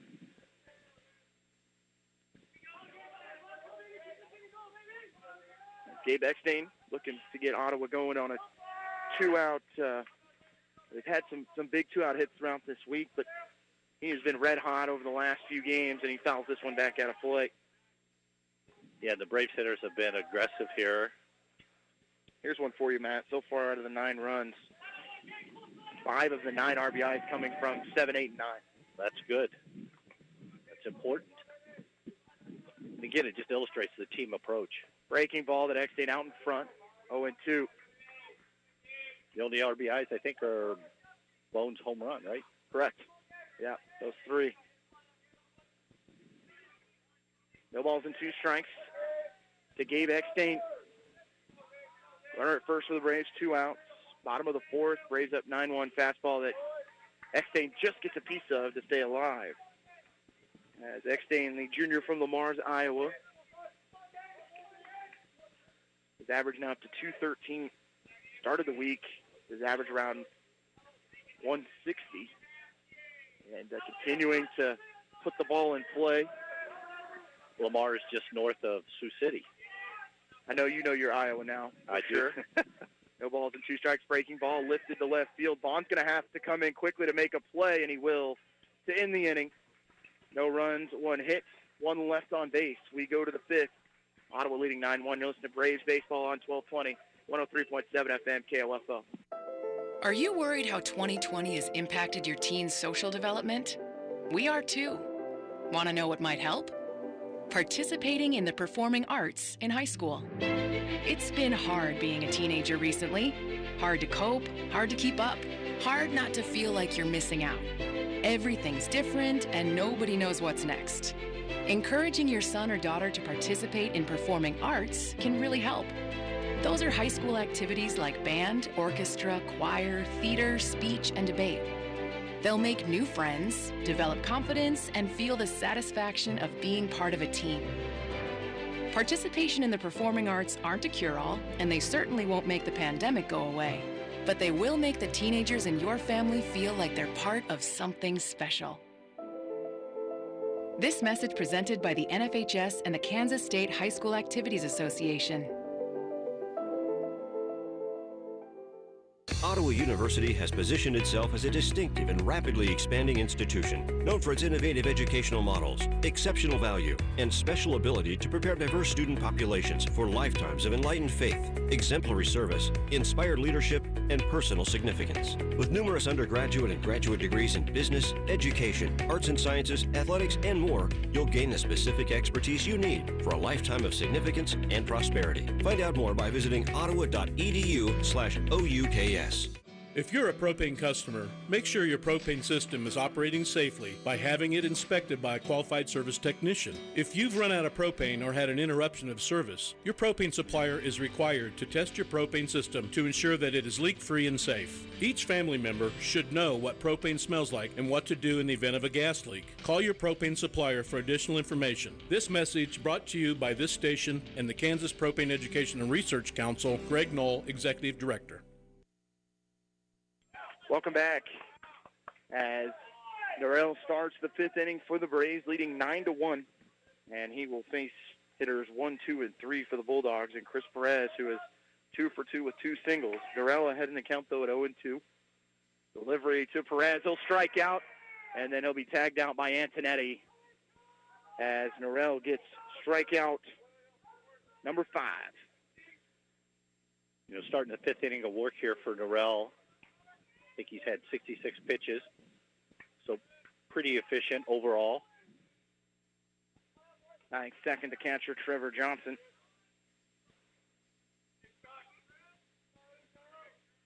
High-powered McPherson offense who averages 10 runs a game. First pitch to Johnson, fouled out of play, even with the massive amounts of foul territory here at Great Bend. Does get out of play.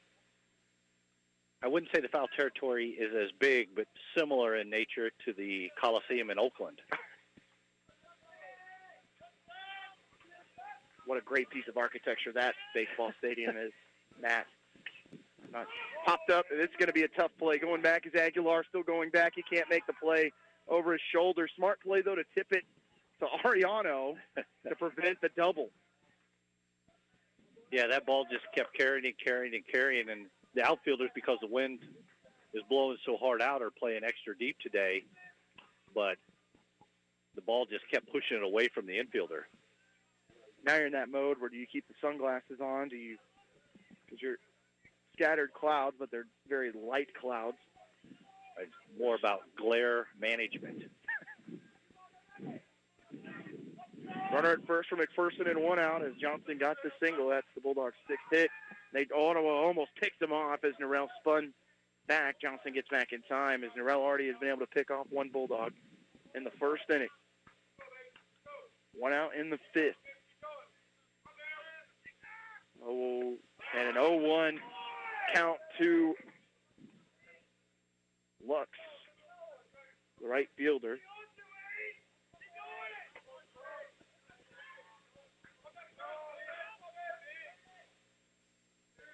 No balls and 1 strike, runner at first for the Bulldogs. 0-1 from Norrell, and it's low, and going after it again is Lux. It's 0-2. Yeah, 2 pitches in the exact same location, and Lux has swung over the top of both of them. Pinch runner is Hughes at first. He's pinch running for the catcher Johnson. Lux has flied to center and flied to right. Eckstein made a heck of a grab on the last plate appearance. Fastball outside from Norrell, 1-2. Maybe a little sell there by Antonetti. Fake the runner. Lux hitting .398, 14 home runs, 56 RBIs. We're going to throw over to first again. Nice snag by Kratzenberg to dig that one out of the dirt.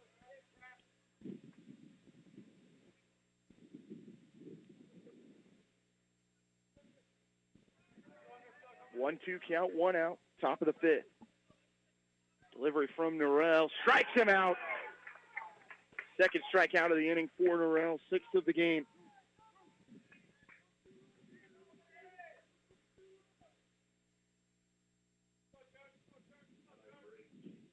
And the second baseman, James Kennar.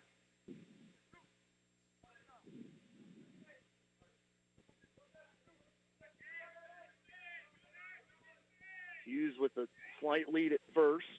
He's been chased back a couple times by Norrell.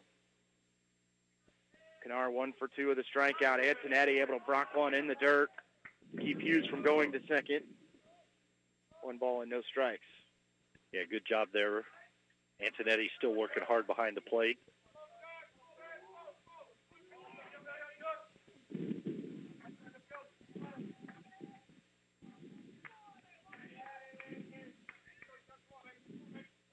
One ball, no strikes, 2 outs. Top of the 5th. 1-0 from Norrell. This one hard hit. Going back is in. Ariano, that ball's gone. And it's 9-3 Braves on the 2-run shot from Kennard.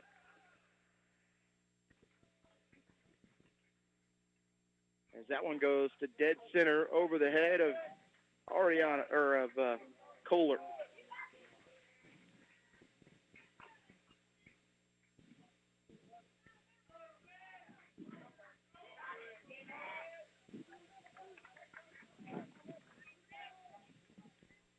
Brings up the third baseman, Jake Pearson.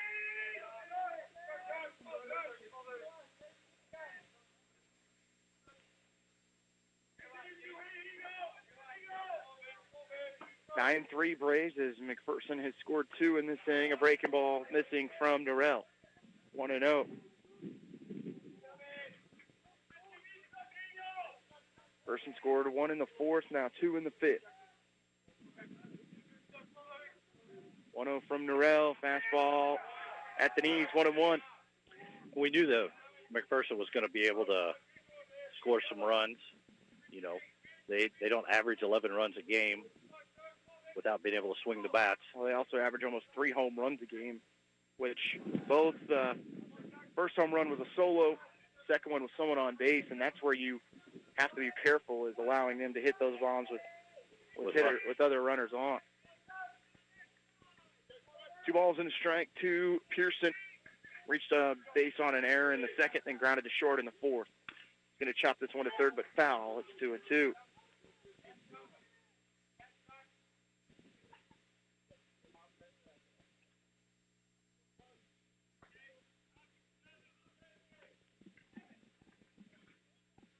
Two balls, 2 strikes, 2 outs. Top of the 5th, the Bulldogs have scored 2 on the 2-run home run from James Kennard. 2-2 from Norrell. He's going to strike him out looking to end the inning as he strikes out the side. Gives up 2 runs, though. It's still 9-3 Braves to go to the bottom of the 5th. It's Ottawa Braves baseball on 1220 and 103.7 FM KOFO. At a time of loss, you're already dealing with grief. The cost of a funeral service shouldn't add to it. This is Eric Price, Funeral Director and owner of Lamb Roberts Price Funeral Homes, providing affordable services for everyone. Find out more by visiting lamb-roberts.com. Hi, everybody. This is Denny Matthews, the voice of the Royals. Don't miss a game, home or away, this year. Keep it locked onto your source for information and entertainment. And Royals baseball in East Central Kansas, 1220 and 103.7 FM KOFO.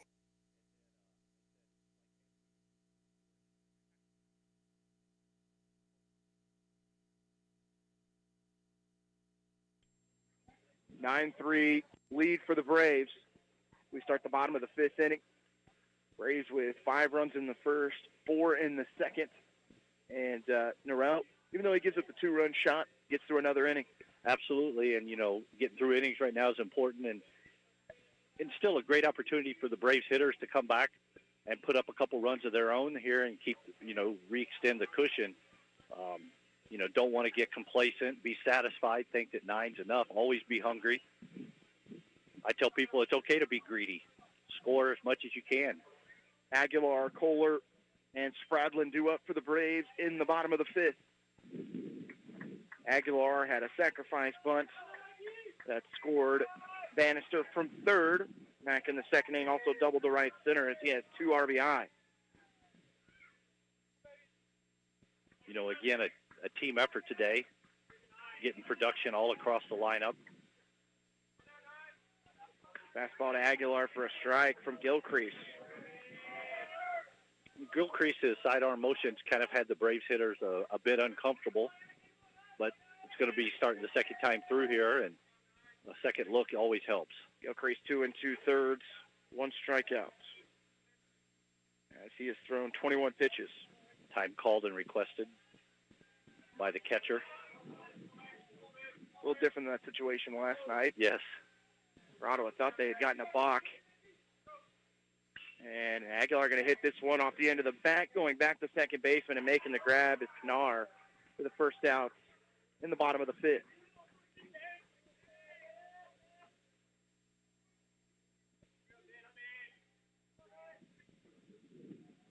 He's the number 9 hitter, Benjamin Kohler.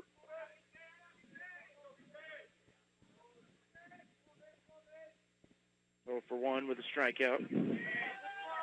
My apologies, 0 for 1 with a walk. First pitch to him, a breaking ball that is a little behind and fouls down the first baseline.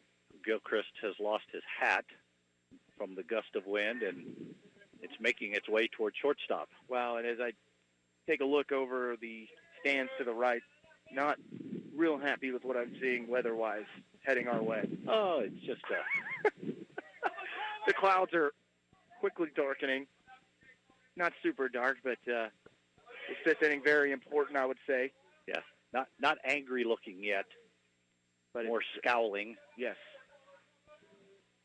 1 out in the bottom of the 5th inning. Rays up 9-3. 1-0 pitch fouled out of play. Shooting out 1-2 to Kohler. Pretty good crowd today, all things considered. Ottawa traveling the second farthest of any team that is here. Yes. McPherson with the second shortest. Right, just 60 miles for them. I only know that information because you have a printout of it. So we've talked about it during the softball games quite a bit. Avila with the farthest distance to travel that's here at the tournament. A few of those Cliff Clavin moments. 3-2 to Kohler. He's going to foul it back. First time we've actually seen Gilchrist go over the top. Yeah, different look there, more of a 3/4 than that sidearm look. Sometimes you'll see a sidearm guy go up high because he needs to get a breaking ball, so he wants to get on top to get the downward spin. 2-2 pitch, fouled away again. Kohler looking to work the pitch count for Gilchrist. He will get pitch number 7. 2 balls, 2 strikes, 1 out. Bottom of the 5th. Braves leading McPherson 9-3 in the KCAC Championship Series. 2-2 pitch, breaking ball outside, 3-2. You know, and I feel, Casey, with the side armor like Gilchrist, it used to be maybe 3-4 years ago, every team had 1 or 2 guys that threw in that motion. But, again, cycles, don't see it a whole lot right now. 3-2 delivery, outside ball forward. Kohler able to work the walk after getting behind 0-2. Braves have their first base runner in 3 innings. Yeah, and I think, you know, Braves hitters just need a chance to see him. And we're going to have a mound visit.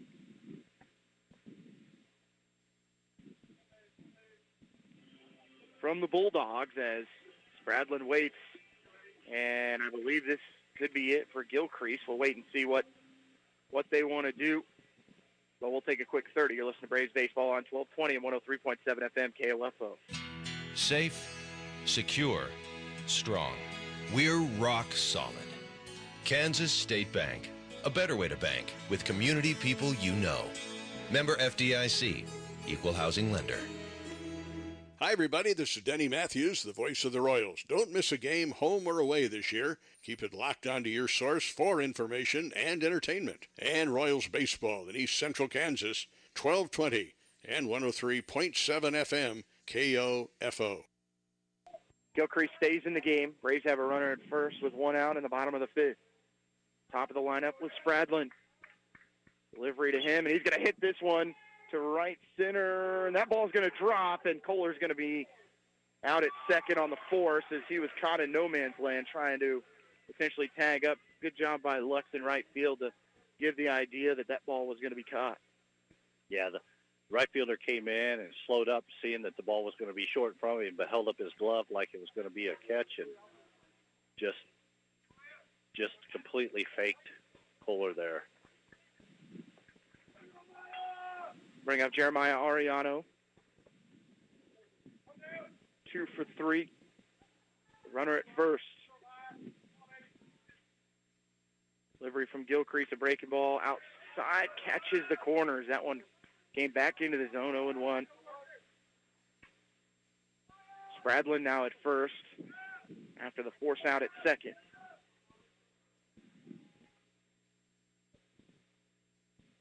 Oh, 0-1 to Ariano, and acting like he was going to run with Spradlin, and Ariano takes the strike. 0 balls and 2 strikes. Spradlin really got a nice jump. He really did. Decided to stay at first base. Have a little bit of a shift on.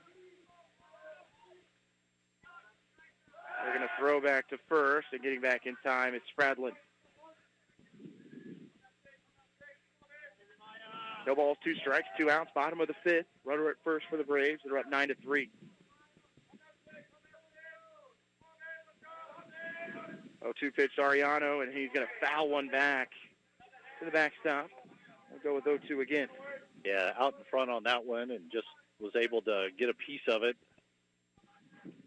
to survive.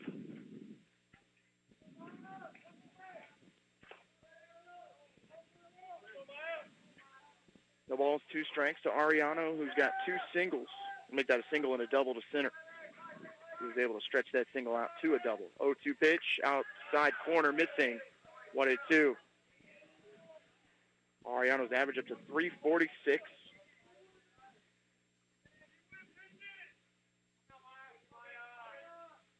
One ball and 2 strikes, 2 outs.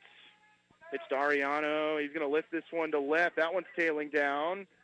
And making the grab in left field is Bond for the 3rd out.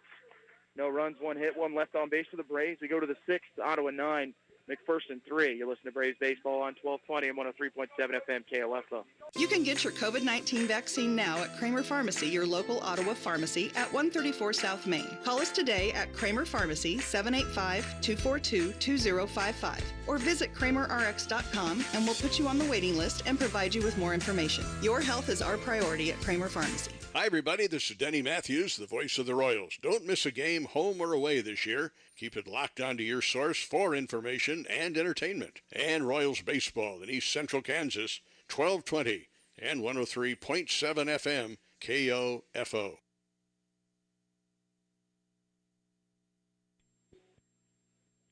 Welcome back to Great Bend. Braves up 9-3 as we go to the 6th inning. Stephen Norrell has gone 5 innings, 7 hits, 3 earned, 1 walk, and 7 strikeouts as he will head out there for the 6th inning.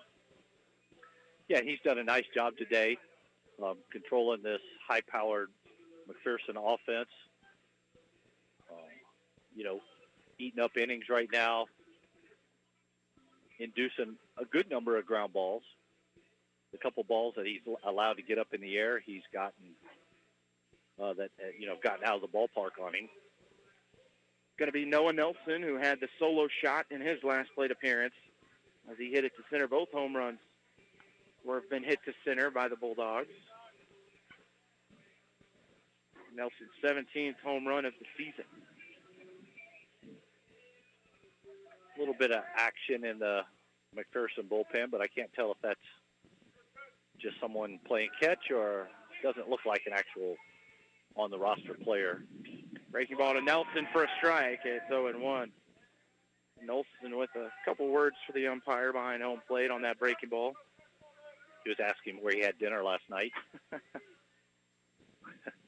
0-1 pitch, breaking ball that Nelson swings, offers that, and it goes over the shoulder of Ariano, catches home plate umpire. I believe up in the shoulder. Yeah, really a tough ball there. Ariano didn't have much of a chance to block it. Antonetti, sorry. Goodness gracious. At this point, we should know that. Yes. I don't know. The ball just a couple feet in front of the plate and got back. Antonetti, a little bit of a quick apology there. Yes. Always want to protect the umpire behind you if you can. That one just landed so far in front, I don't think Antonetti thought that Nelson was going to offer at it. Right. 0-2 pitch, low and inside, 1-2. Norrell has thrown 83 pitches. I hear some popping in the Ottawa bullpen to our left. 1 ball, 2 strikes, no outs, top of the 6th. Ottawa leading McPherson 9-3. 1-2 delivery. It's popped up, and it's going to be brought back into play. Can Antonetti get there in time? Yes, he can for the out. Big one there for the Braves to retire Nelson to start off the 6th inning as that ball was blown back in from a good 10 feet outside of the stadium. Yeah, the wind was definitely favor there as it went up. It just backspin and just came back into play. You see the wind has shifted a little bit more almost to right center, or left center, excuse me. Right. Correct. Almost out straight to dead center as we're watching that flag down the first baseline. Hunter Robinson, the designated hitter, makes fastball inside 1-0. I think our Game 2 starter was warming up. Maybe playing some soft catch just in case. 1-0 delivery at the knees for a strike. 1-1. This is an elimination game for McPherson, but the Bulldogs come away with the win. They would have to defeat Ottawa again today. 1-1 pitch, low, 2-1. Robinson walked in the 2nd, then reached base on an error in the 4th inning. He's 0 for 1. 2-1 delivery, chopped, foul towards the Ottawa dugout, 2-2. And off the inside left foot of the hitter as well. Robinson, a junior from Edgewood, Texas. 2 balls and 2 strikes, 1 out in the 6th.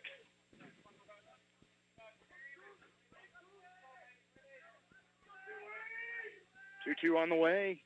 Breaking ball that is stymied by Robinson. We'll go 2-2 again.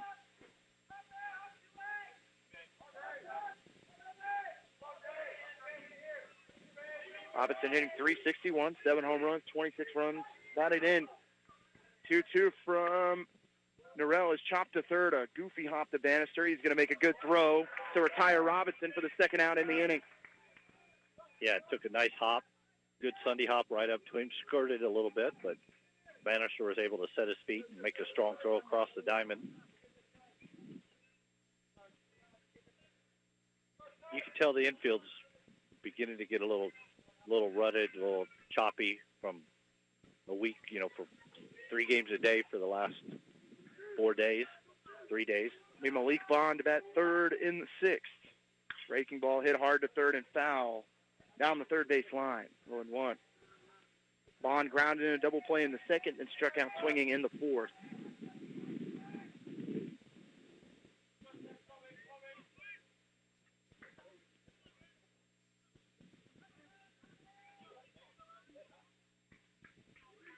No balls, 1 strike, 2 outs.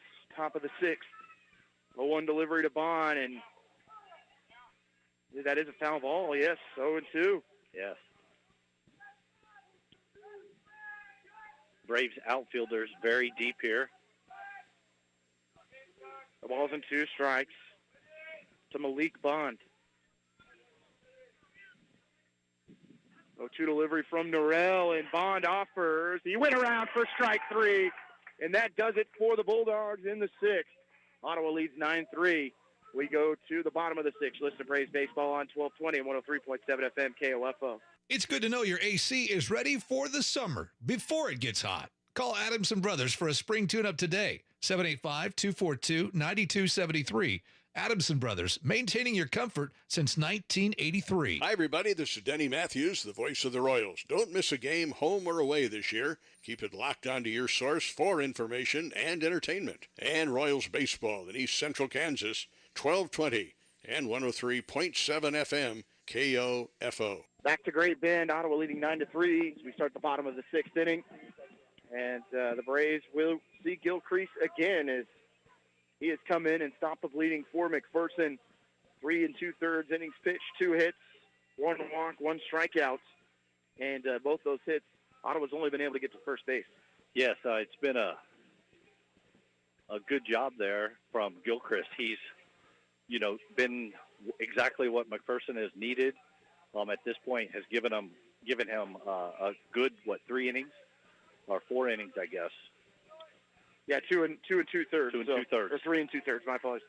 So yeah, he has been in a groove. Ottawa just hasn't been unable to catch anything square the way they did those first 2 innings, which everything was caught square. Yeah. As they put 5 in the board on the first and 4 on the board in the second. But zeros ever since. That 0 put up by Norrell Big after giving up 1 in the fourth and 2 in the fifth. Exactly. And you know, you feel like you're getting at a point in the game where there begins to be a little bit of desperation from McPherson. So the Braves need to add a couple more runs here if they can. Breaking ball lifted to left field. That's going to be a fair ball by Kratzenberg to start things for OU, and they get a leadoff single in the 6th. For Kratzenberg, he'll pick up his 3rd single of the game. And when teams aren't throwing you anything to hit, sometimes you can just loop singles for days. Yep, absolutely. Just dump it in. And all 3 have been to the same spot. Yeah, absolutely. And, you know, I mean, that's a sign of a good hitter. If you can't get the pitch you want to drive it, just get a pitch and get on base and next man up. Braves' 14th hit of the championship series. Bone takes breaking ball for a strike. A little bit of a southeast matchup here. South in general, Alabama at the plate and Louisiana on the mound. Right. 0-1 to Bone. A pitch well outside. 1-1.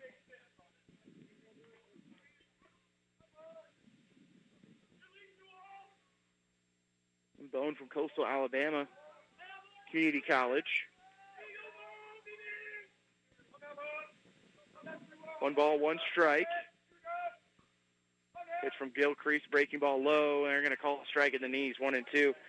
Gilcrease from Bossier Parish Community College in Louisiana, so definitely a chance they could have faced each other at some point. Might have tangled. 1 ball, 2 strikes, no outs, bottom of the 6th. Ottawa leading 9-3. Had a Bayou battle. Kratzenberg at first with the leadoff single. 1-2 delivery, a breaking ball low. 2-2. And Bone hasn't got a fastball yet. All of those have been breaking balls. But all I want to see him do is just take one out to right field, and Kratzenberg scores from first. Yes. There is nobody out there in right.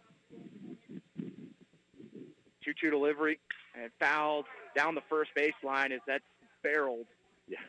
Foul. And Bone was definitely set up trying to serve one to right field. Of the 3 home runs we've had today, the 2 from McPherson and the 1 from Ottawa, Bone's by far the farthest we have seen. Yes. Just another piercing trajectory. A little different than what we saw from him in the Grand Slam, which an absolute moonshot. They got Ottawa to the match of Oklahoma Wesleyan yesterday. 2-2 from Gilcrease, breaking ball that's out. And checking his swing, no, he goes around for strike 3. Yeah, I know Bone's frustrated, but I do think he did offer. 1 out in the 6th. And Elliot Antonetti will stride to the plate. 9-3 Braves lead in Great Bend. The KCAC Tournament Championship Series. Breaking ball that Antonetti offers after strike 1. And Gilcrease is just really everything has been at the toes. It really has. You know, and that's with the sidearm guys. You know, they have to live at the bottom of the zone. 0-1 to Antonetti. A fastball is low and outside, 1-1. Elliott struck out looking in the first, struck out swinging in the fourth, but then that single to left in the second as he is 1 for 3. Be a good time here to pick up the second hit. Kratzenberg at first, 1 out. 1-1 delivery, fastball high and above the belt, 2-1. And maybe Antonetti gets something to hit here.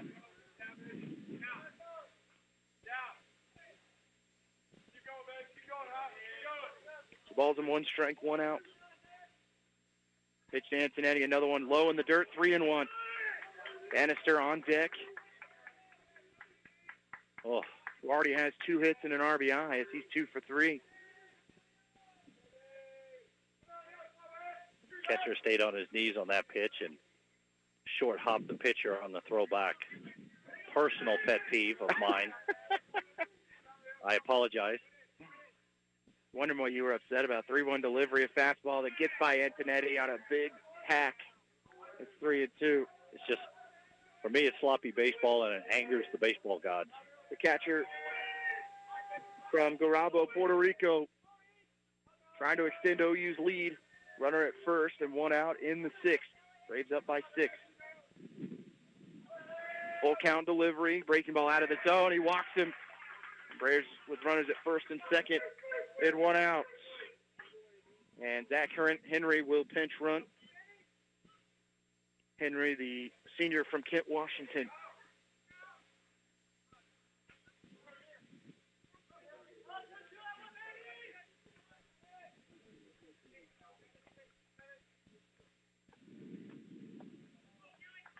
Runners at first and second for OU. As you look at Gilcreast's pitch count up to 50, normally a reliever, has not started a game this year. Has the most appearances on this team, most innings pitched by a reliever. A fastball outside, 1-0. And Ottawa trying to drive up that pitch count. Yeah, and clearly McPherson at this point, with a got to win to mentality, they're going to stay with ride him as long as he can. And a mound visit from his catcher, Johnson. The chat. And some activity in the bullpen. Looks like a couple right-handers loosening for McPherson. No activity in the bullpen for Ottawa.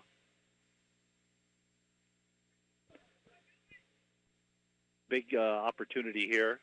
Runners at first and second for Ottawa for a base hit, try to add some more runs to it. Bannister, after the long visit to the mound from Johnson, finally ready to get started again. Yeah. Surprised the umpire didn't walk out there for what seemed like 2 or 3 minutes. Kratzenberg at second, Henry at first. After the walk to Antonetti, first pitch to Bannister, low and outside. Make that the second pitch. It's 2-0.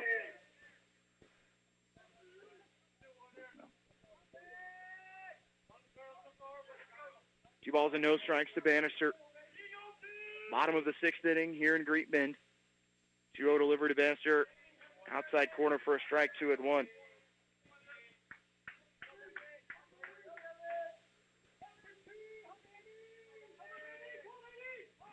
Kratzenberg with a good lead at second. 2-1 delivery. And this one's hit hard, back up the middle. That'll be a base hit. And they're going to hold Kratzenberg at third as it took a big hop into the glove of Perez. And then Nelson bobbles it, but bases loaded in 1 out for Gabe Eckstein. Yeah, really good hit there. Line drive to center field. But hit sharply enough that Kratzenberg didn't have a chance to try to score from second.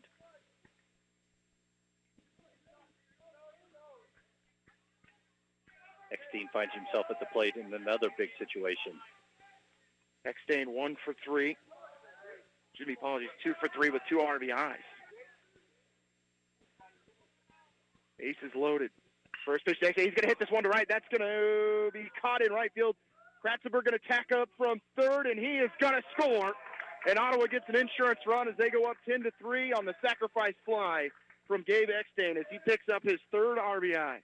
Yeah, good piece of hitting there. Just get the ball to the outfield and get the runner home from third.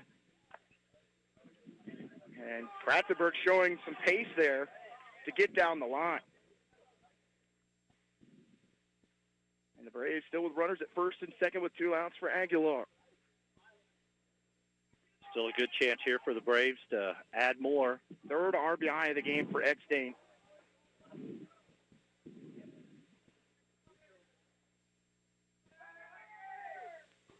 First pitch to Aguilar, fastball for a strike. It's 0-1. Aguilar doubled to right in the first inning. Had a sac bunt in the second as he has 2 RBI. And then popped to second in the 5th inning. Henry standing at second. We saw him really give Nova problems on the bases yesterday. He's got a huge lead right now at second. They haven't even looked his way yet. Now they will. 0-1 breaking ball that jams Aguilar inside and unable to offer at it. It's 0-2. And that's so frustrating for a hitter. Sees the ball well and just can't pull the trigger, turn it loose. No balls and 2 strikes. Braves up 10-3 on the sacrifice fly from Eckstein. Take their lead out to 7. 2 outs, runners at first and second for OU. Aguilar at the plate. 1-2 delivery, a breaking ball that Aguilar will strike out on, but Ottawa adds a run. We'll go to the 7th inning. Ottawa 10, McPherson 3. You're listening to Braves Baseball on 1220, 103.7 FM KOFO. This is Walt Dangle of Dangle & Son Mortuary. When we have a funeral or a visitation at the funeral home, we try very hard to make friends and family feel comfortable. We want you to feel at home. This is Dangle & Son setting the standard for funeral service. Hi, everybody. This is Denny Matthews, the voice of the Royals. Don't miss a game, home or away this year. Keep it locked onto your source for information and entertainment. And Royals Baseball in East Central Kansas, 1220 and 103.7 FM KOFO. Braves had one more. They have 10 now. They're up 10-3 on McPherson, and Gabe Eckstein has been up in some big spots this week and continues to deliver, picking up his 3rd RBI of the game. Yeah, I mean, a good piece of hitting there, and Eckstein has really, come up clutch today for the Braves, in particular with a couple big hits to drive in runs. Norrell out for the 7th inning for the Braves. He has chewed up 6 innings and has given up 7 hits, 3 earned, 1 walk, and 8 strikeouts. And we saw in that matchup against Tabor, once he got to 100 pitches, it felt like he actually turned up the velocity and really caught those Tabor hitters off balance as he struck out at least 2 batters over the final 4 innings. Yeah, and no secret about it that Norrell is a strikeout pitcher. And today he's had to be more of a finesse pitcher. Hasn't been able to overpower the McPherson hitters, but has kept them off balance with a good mix of off-speed and breaking balls.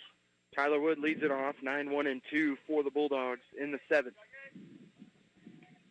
First pitch and offering at it. And going around is Wood for strike 1. No balls and 1 strike. Norrell at 96 pitches.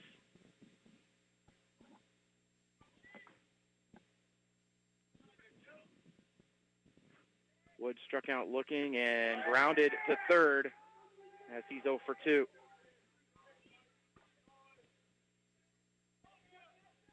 The first time we've really seen Ottawa playing straight up all the way around.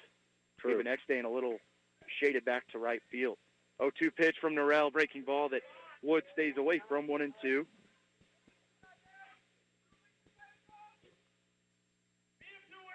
Top of the 7th, Braves up 10-3 on the McPherson College Bulldogs in Great Bend. With the KCAC Tournament Championship on the line. Fastball that's lifted down the 3rd base line and will go foul. We'll go with 1-2 again. Yeah, that pop fly continued to be pushed away from the infield. Flags are still straight. Wood hitting .299 on the year. 1 ball and 2 strikes. Norrell searching for strikeout number 9. And he's going to hit Wood in the back of the leg, and McPherson will have the leadoff man on base. And that one kind of hurts. Got him in the calf, just above the Achilles. And they haven't made body armor yet for that part. As Wood trying to jog down that first base line. Walk it off. I see a baseball-sized mark on the back of that calf as they're wearing the black pants, so it's easy to see. It's as we know, this red dirt, hard to get out of your clothes. Yes. Off your arms and your legs.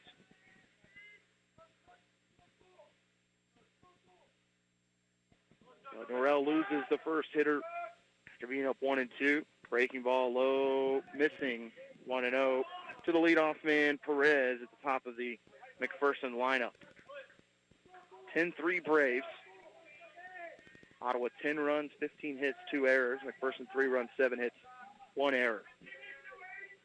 Ground ball would be huge right now for Steven Norrell. He's going to throw over to first, and back in time is Wood. And Hector's up in the bullpen for the Braves. Ottawa's starter 2 nights ago. 1-0 pitch, chopped, foul. It's 1-1.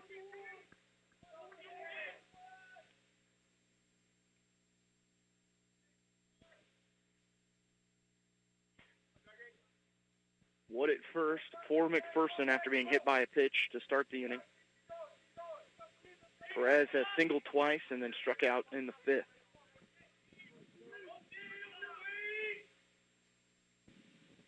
One from Norrell, breaking ball, hit hard and foul down the third baseline. 1-2. Yeah, had him out front there.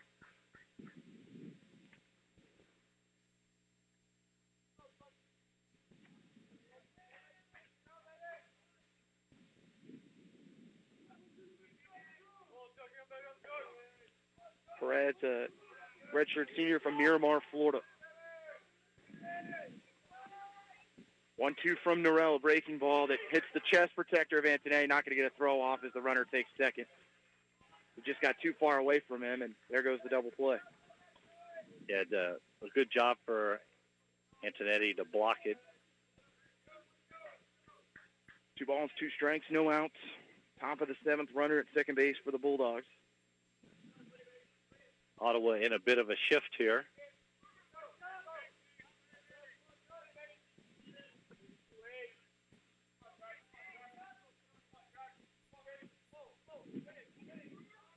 Two from Norrell, breaking ball that's stymied again and chopped foul down the third base line.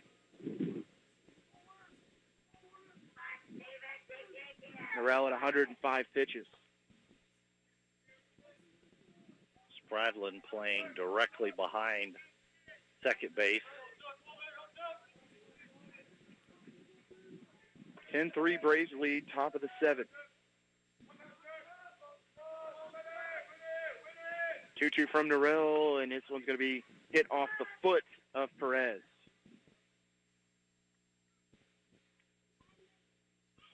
Probably the 3rd or 4th Bulldog hitter that's taken one off of their foot today.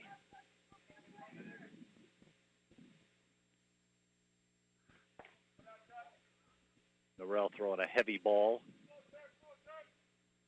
that bears in on the right-handers. Perez trying to work that out. 2 balls, 2 strikes, no outs. Top of the 7th, runner at second for McPherson is Wood after being hit by a pitch and taking second base. Be able to steal the bag.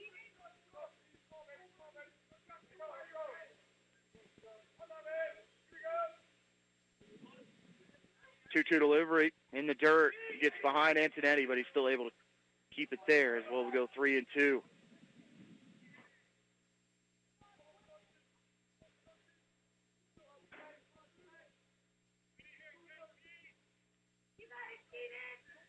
Feels like the Braves, if they can get through this inning, it would be exactly what the doctor ordered from a pitching perspective. 3-2. No outs in the 7th. Runner at second. Norrell battling through. Looking at pitch 107. 3-2 delivery. Strikes him out. Big one there to get the first out in the 7th. As he strikes out the leadoff man, and we're going to see Coach Grinder come out and talk to pitcher Steven Norrell. And we'll see if this is it for the junior from Keller, Texas, as he has put together one heck of a performance. And we'll see if this is it. I'm just going to come chat with them real quick, Matt, but a big strikeout, especially after the leadoff man is able to get to second. Yeah, no, you're exactly right. And you know, Norrell has just been a bulldog all day on the mound. I know he's a little bit fatigued from having thrown a lot of pitches 3 days earlier, but clearly wants the ball as a competitor, wants the opportunity to help his team here. he knows the importance of being able to take the ball and give them a strong start, eat up some innings. 9th strikeout for Norrell. He'll face Johnson, the catcher. Trevor Johnson struck out looking in the first and has singled in his last 2 plate appearances. That would be 24 in 2 games, right? That's correct. First pitch to Johnson, a fastball for a strike, 0-1. Good mound visit there by Coach Gabe Grinder.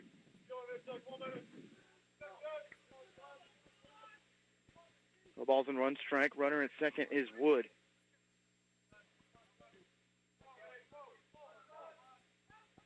Oh, 1 to Norrell. Another breaking ball. This one catches the zone. It's 0-2.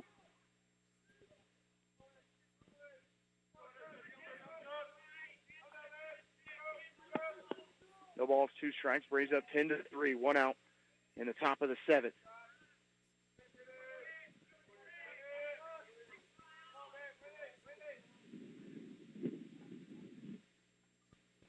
Oh, 2 from Norrell. Breaking ball, missing outside, 1-2. Norrell seeing if he can get him to chase.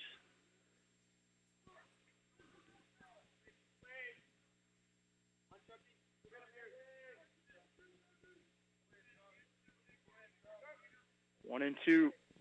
Norrell looking to get into double digits with strikeouts. Delivery from Norrell. He reared back, and that one's fouled down the first baseline and out of play. In case people were wondering, he's still got gas in the tank for the fastball for sure.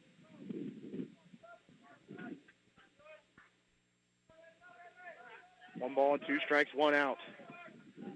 Top of 7.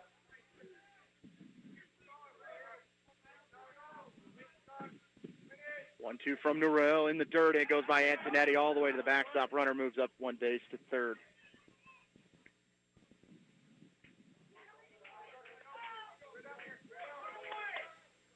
At this point, Norrell's just gutting it out. Potentially his last batter here. Sepulveda is warmed, as you mentioned. You wonder if he would potentially be the Game 2 starter, but he might be coming in here as he's Ottawa's number 2. 2-2 count. Norrell against Johnson. 2-2 delivery, hard hit. That's going to be a single and an RBI for Johnson as it's 10-4. Yeah, good piece of hitting there by Johnson.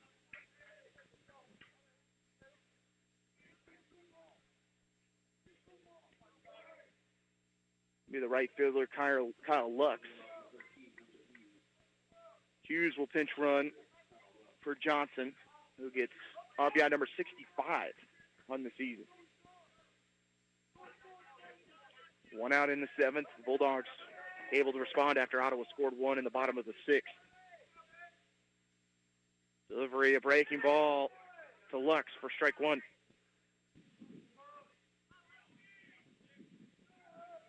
No balls, 1 strike.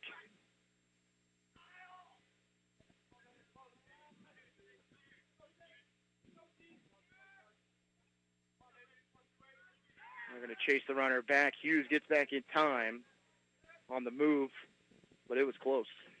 It was. Norrell has a sneaky good move to first base. The ball's in 1 strike to Kyle Lux. Breaking ball that Lux well out in front. It's 0-2. And again, Lux looking to elevate and drive that ball out of the park with that swing. The ball's 2 strikes to Lux.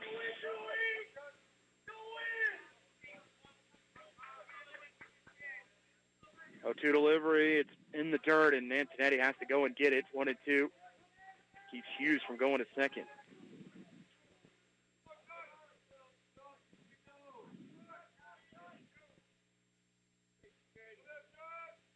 Again, Spradlin directly behind second base. 1-2 count to Lux. Runner at first base. 1 out. 1-2 delivery. Breaking ball. He's going to... He struck him out looking. And it's going to be 2-2. Very close. Very close. I think everybody in the ballpark. Maybe except the umpire and the hitter.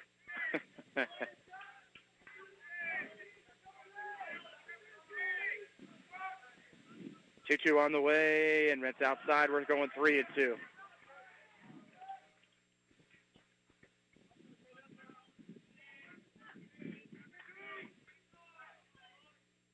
Three balls and two strikes, one out, top of the seventh.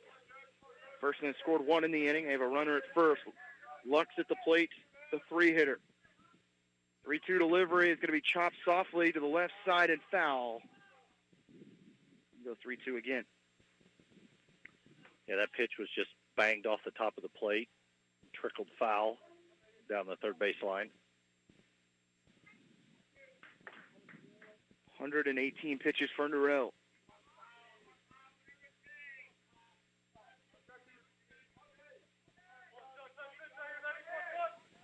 Three balls and two strikes to Lux. Hughes at first base to the single from the catcher Johnson. 3-2 on the way, a breaking ball that's going to be chopped to third. Up with it is Bannister, and he can't hang on to it. Then he falls down, and it's going to be everyone's safe. I think that's it for Norrell. It is. They will have runners at first and second and one out. It got the ground ball. It was going to be a tough play. I think Bannister would tell you he should have had it. And Norrell will be finished. We'll take a break as McPherson threatening in the seventh. You're listening to Ottawa Braves Baseball on 1220 and 103.7 FM KOFO. Being helpful is what Arvest Bank is all about, and part of being helpful is listening to our customers, which is why Arvest Go, our mobile app, was recently certified by J.D. Power for providing an outstanding mobile banking experience. You can easily pay friends, securely lock and unlock your cards, deposit checks, pay bills, and more. So download Arvest Go today. Arvest Bank, ready to help. Member FDIC. For J.D. Power 2020 certification info, visit jdpower.com/awards. Sports, information, and entertainment in East Central Kansas. KOFO K279CS Ottawa, where keeping you informed comes first. Hector Sepulveda will enter for the Braves. Stephen Norrell's line, 6 1/3 innings pitched, 8 hits, 3 earned, 1 walk. He's responsible for the 2 on base. But considering he started on Wednesday, what an outing from him. Yeah, what a gritty, gutty performance there. Just, Braves came out and staked him to a big lead early, and he knew that his job was to go out and fill up the zone and keep the McPherson hitters off base and off balance, and he did both. Hector Sepulveda will come in for OU, 6'1" junior from Douglas, Arizona, who was able to come in and pitch against Kansas Wesleyan in Ottawa's second game. He's got a 4.59 ERA, 68 and 2/3 innings pitched, and 78 strikeouts, and saw him take a line drive to the right quad at the end of that game. Was able to gut out the inning to finish it, but you have to wonder, where his head is at right now. You talked to him yesterday, said he actually took a line drive off his shin in his previous start, so never an easy thing to do after taking one of those. No, a little bit shell-shocked, but, I think at this point, he can see his team needs him at this juncture, and I think he's going to be ready to go and focused on filling up the zone here. Sepulveda starts out with Kanar, who hit a 2-run homer to center in his last plate appearance. Braves up 10-4, top of the seventh, 1 out.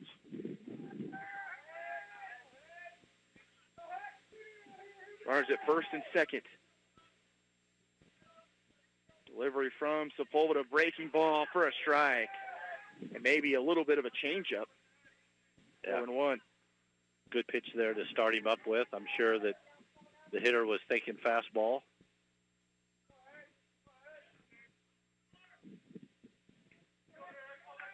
Braves would love a double play ball here.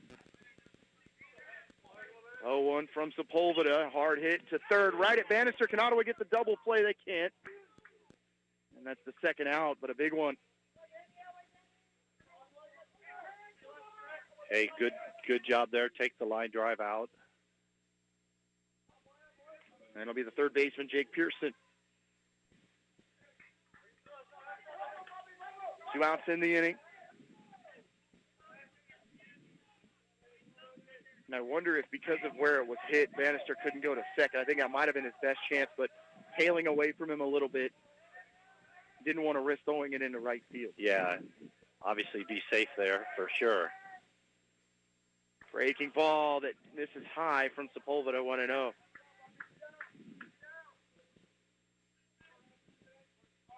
One ball and no strikes.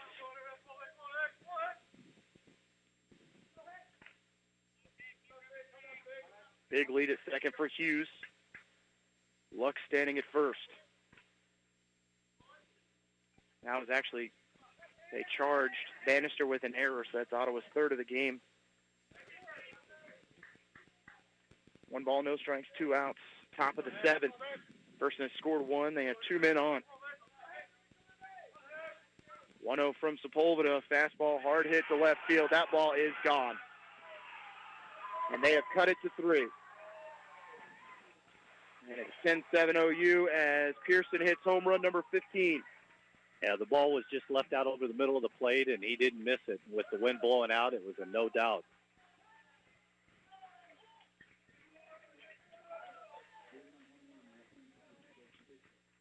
Pearson has now scored 4 in the inning, and they will not go away. No, not at all. And, that's going to be the challenge here. The good news is the Braves still get to bat. 7 runs on 9 hits, third home run for them. And Noah Nelson, who had a solo home run in the 4th, back to the plate to face Sepulveda. Swings at a fastball, 0-1.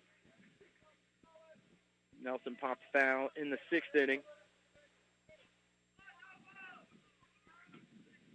0-1 delivery in the dirt, 1-1.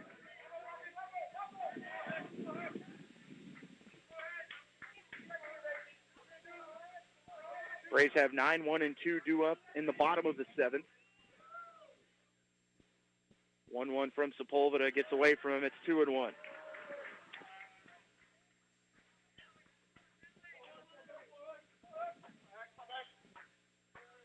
this point, if you're Ottawa, you're just looking for any out, any way possible. 2-1 from Hector, hard hit to right field, but foul. And it's 2-2.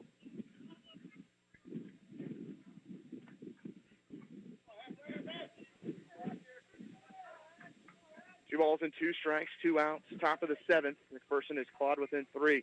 2-2 delivery is chopped foul towards the McPherson dugout.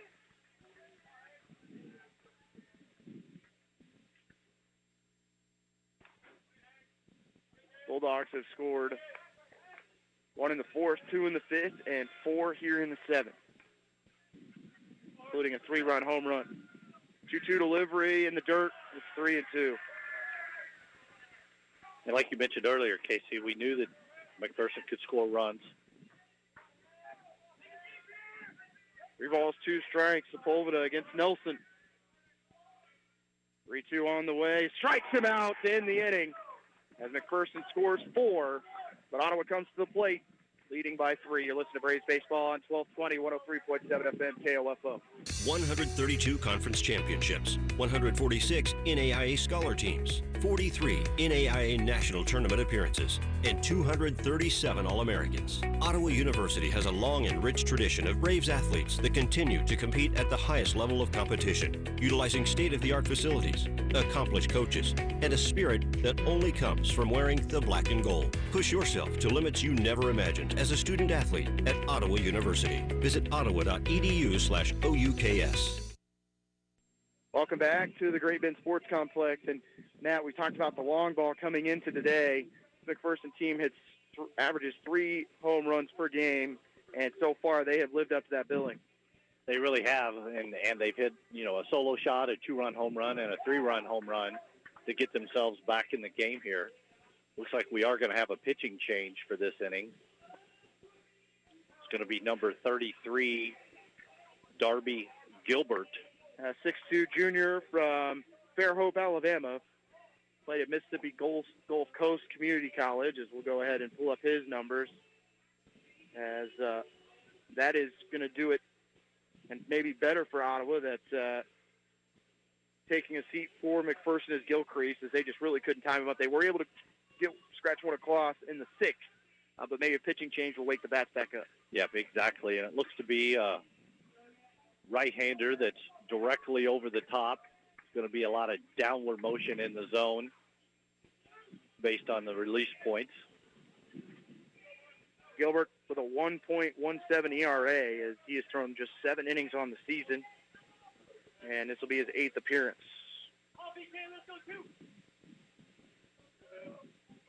Kohler to lead it off for the Braves. They go 9-1-2 and quickly hits this one to center field for a base hit. It's going to be a wide turn from Kohler. Can he get there? No, he's going to stay at first at the leadoff single. 16th hit for OU. Yeah, good start to the inning for the Braves. Nice way to welcome the new pitcher in. You go back to the top of the Ottawa lineup with Spradlin.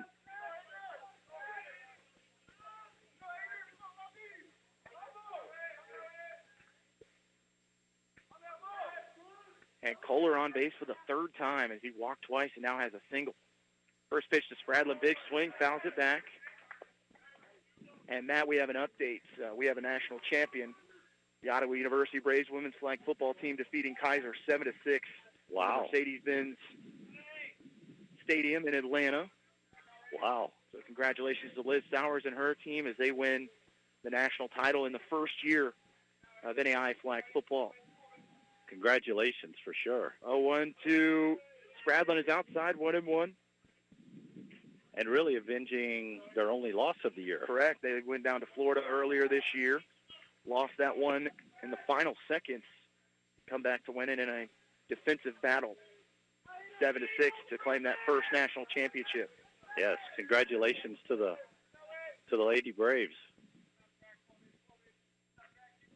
Bottom of the 7th here, no outs. And going as that's a long delivery. That's going to go by the catcher. Kohler's going to turn for third. Can he get it? Oh. He would have made it.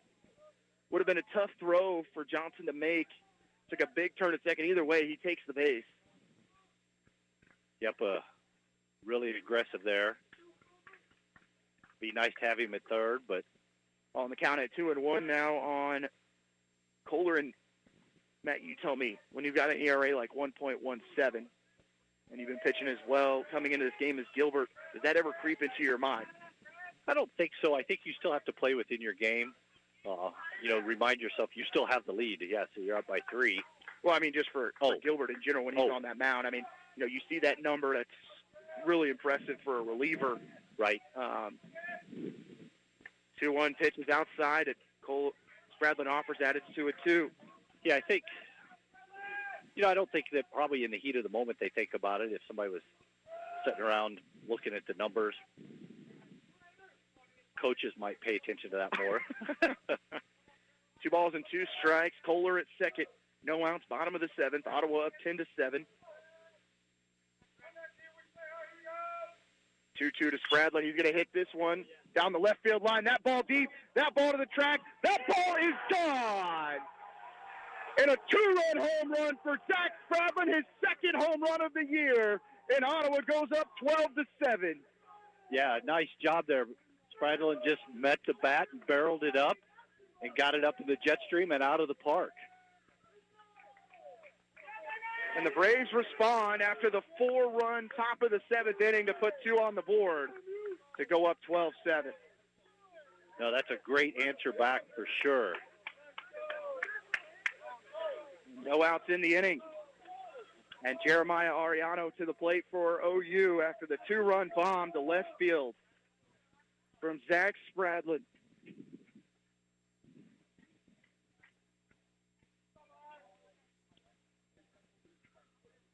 Breaking ball to Ariano, takes strike 1. A good answer by the Braves.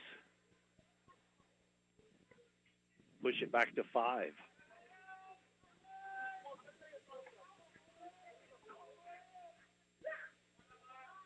One delivery from Gilbert, and Ariano's going to shoot this one to third. Up with it is Pearson, and his throw took a long time to get across the diamond, but does make the play. And Pearson, was he one of the ones that took a foul ball off the outside of the foot, correct, on that last plate appearance? Does not look like that. Felt very good trying to scoot over to his left. No, kind of gingerly crow hopping there to get his feet under him. One out in the inning for Rylan Kratzenberg, who does not have a home run in this tournament, but when he has been able to see anything decent, has been able to pick up some big RBIs. He's got 2 today.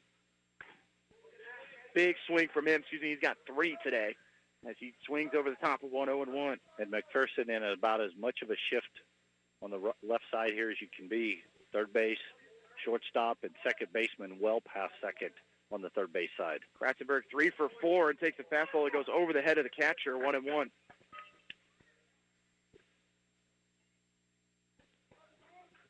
A laser to the screen. 1 ball and 1 strike to Kratzenberg.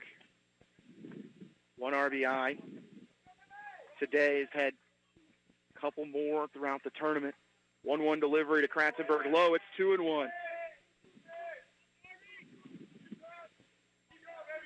As Gilbert's ERA jumps from 1.17 to 2.25 in 1 pitch. In 1 pitch. Baseball is a cruel game, Matt. It is. 2-1 delivery from Gilbert, a breaking ball low. It's 3-1. They check his swing down at first and nowhere close to a strike. McPherson fans beg to differ. They've had a few of those calls go the other way on them today. Yes. 3-1 pitch and popped up in the infield. Going back on it, the shortstop Wood, and got a beat on it and makes the grab for the second out. 12-7 OU, bottom of the 7th.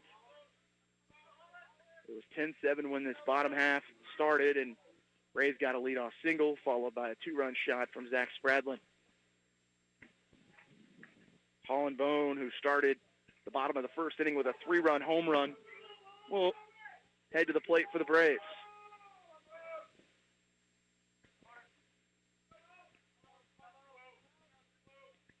First pitch to Bone, a breaking ball that he's out in front for strike 1. Not only did the 2-run home run from Spradlin put 2 runs up on the board, but it also injected some life back into the Braves, who I felt were beginning to get a little bit flat there. 0-1 delivery to Bone. He's going to hit this one to short up with it is Wood, and he will make the throw in time for the third out. But Ottawa able to get a 2-run home run from Zach Spradlin. They lead 12-7. We go to the 8th.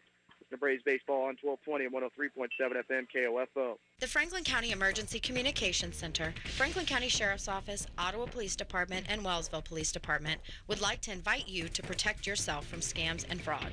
No law enforcement agency or government entity will ever call to tell you that you have a warrant. No legitimate business or government entity will accept gift cards as payment for anything, including fees, bonds, or taxes. Consider it a scam if someone you don't know is asking you to purchase a gift card, and never give out any personal information. When it comes to being scammed, it is only appropriate to call law enforcement to report when you have lost property, money, or your identity has been stolen. Don't underestimate what scammers will do and say to you in order to get your information or money. When making online purchases, use caution, even when using trusted buyers or sellers. Use public parking lots or highly visible locations to exchange goods, and use verified secure digital currency exchanges. Protect personal information. The identity saved could be your own. Brought to you by the Franklin County Emergency Communications Center and KOFO Radio.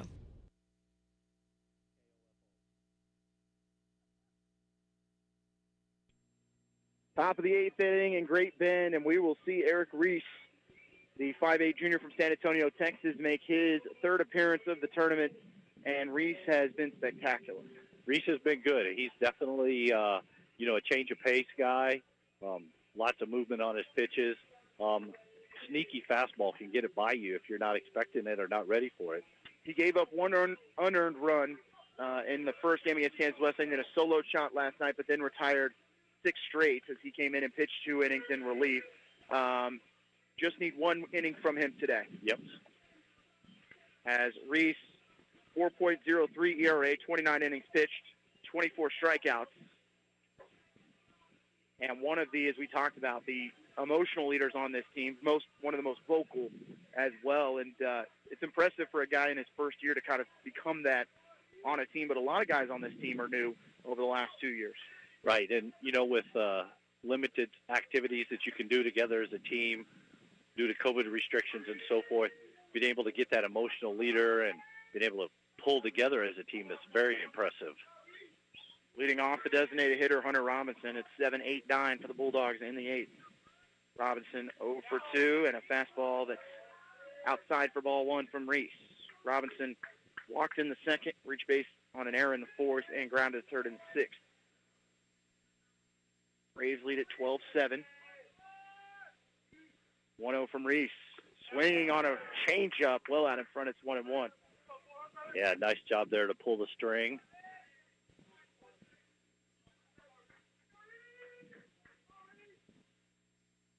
One from Reese. Another breaking ball, just missing outside 2-1. And Robinson up there looking fastball the whole way so far on this plate appearance. He really has. Really leaning hard on that front foot. 2-1 is out. Low and outside. It's 3-1. Yeah, no free passes here.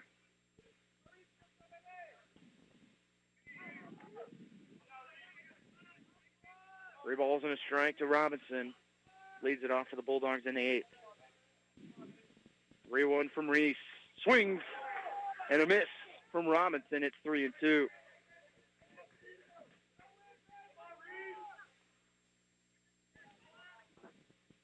Three balls and two strikes, no outs, top of the eighth.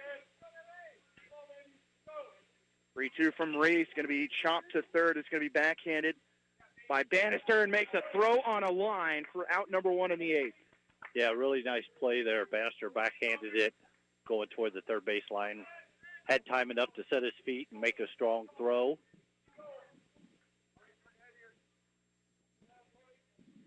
Well done. Brings up the left fielder, Malik Bond. Bond 0 for 3 and has 2 strikeouts. First pitch to Bond, fouled towards the McPherson dugout. Almost hits the Bulldog on deck, which is Tyler Wood. 0-1. I think he got that on the end of the bat. Had some nasty spin over there. The ball's in one strike. Delivery from Reese. Another breaking ball that fools Bond. 0-2. Yeah, the McPherson hitters are really geared up to hit the fastball right now. They've all got drive it out of the park in their mind.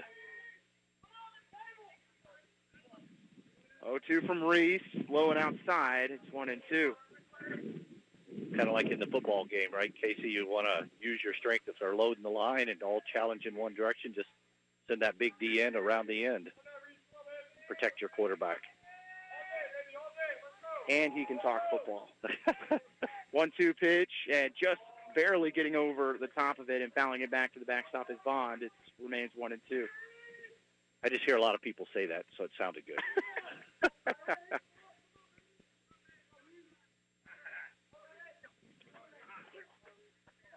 1 ball, 2 strikes, 1 out, top of the 8th inning. Reese against Bond. 1-2 breaking ball, strikes him out. Second of the inning for Eric Reese, and 2 down in the 8th. Nice job again. Kind of pulled the string, stayed away from the hitter.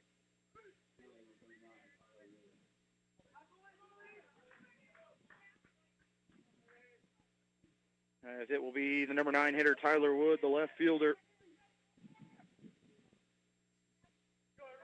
who was hit by a pitch in his last plate appearance. First lefty Reese will see, and he will start him off with an off speed and a strike. A nice job there by Reese, for sure.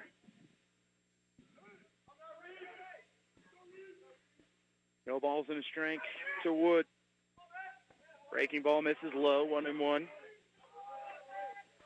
Wood struck out looking in the third, grounded third in the fourth, and then hit by that pitch in the seventh, where he came around to score on that 3-run home run. 1-1 from Reese, a fastball inside, 2-1.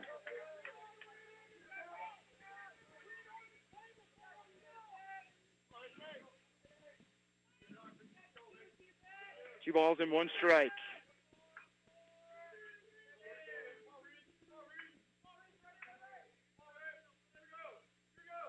Two-one delivery low. It's 3-1.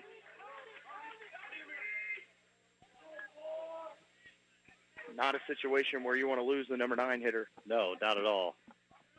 Saw Norrell end up hitting Wood in the 7th, and then that led to that 3-run home run.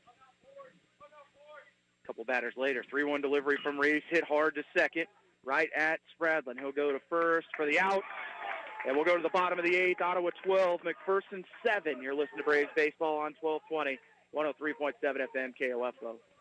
Did you know Kansans with disabilities are nearly 3 times more likely to be victims of a crime? Are you a Kansan with a disability? Are you also a victim of crime? The Disability Crime Victims Unit may be able to provide you with free advocacy or civil legal services to respond to your disability rights needs as a crime victim.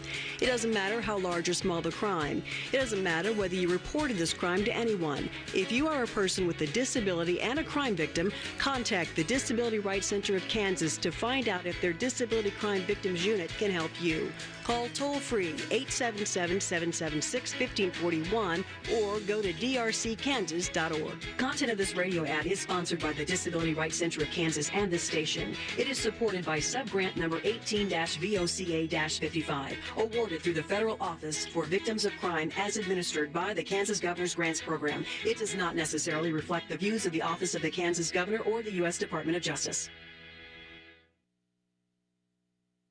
Braves lead at 12-7. Eric Reese retires the side in the 8th. And Ottawa up 12-7. They head to the plate in the bottom of the 8th inning, as it will go Antonetti, Bannister, and Eckstein for OU. And Ottawa needed a 0 there in the 8th inning. Yeah, they really did, for sure. As Reese able to get 2 strikeouts and a ground out. It will be the top of the McPherson lineup once we get to the 9th, but I think Ottawa right now is still thinking, let's put a couple more up. Yeah, as they should be. I mean, at this point, there should be no reason why they wouldn't want to try to score more runs. Antonetti leads it off for OU. He's struck out twice, but then has a single and then walked in his last plate appearance.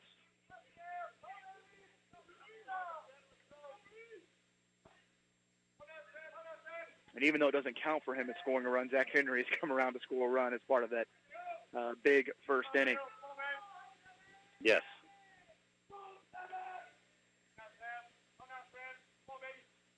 He will face off against Gilbert. Breaking ball that Antonetti with a big hack fouls it back to the screen. 0-1. That was a really nice breaking ball as well. A lot of late downward movement in it. No balls and 1 strike.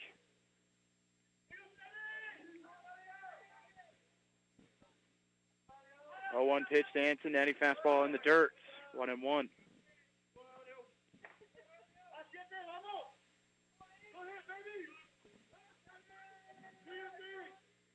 One ball, 1 strike.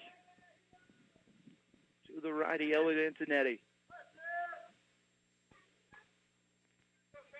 1-1 on the way. Breaking ball that catches the outside corner for strike 2.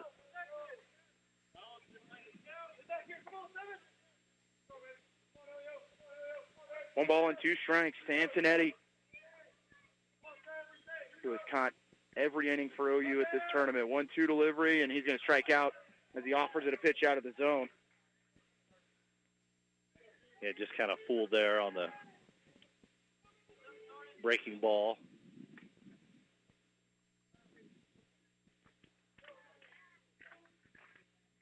Brings up Kyle Bannister, the third baseman. He is 3 for 4 with an RBI and has scored 2 runs.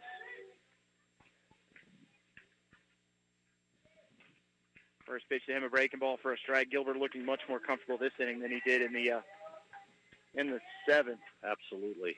Ottawa able to barrel a couple in that inning. 0-1 delivery, fastball high. It's 1-1.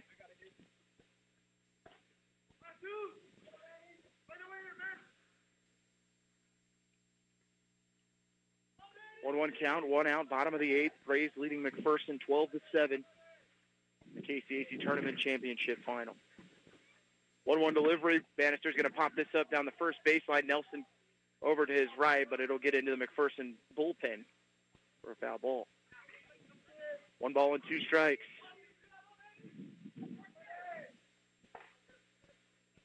McPherson defense is pretty much straight up in the outfield, but very deep. 1 ball, 2 strikes to Bannister. Fastball in the dirt that he'll offer out, but bring it back. That's 2-2.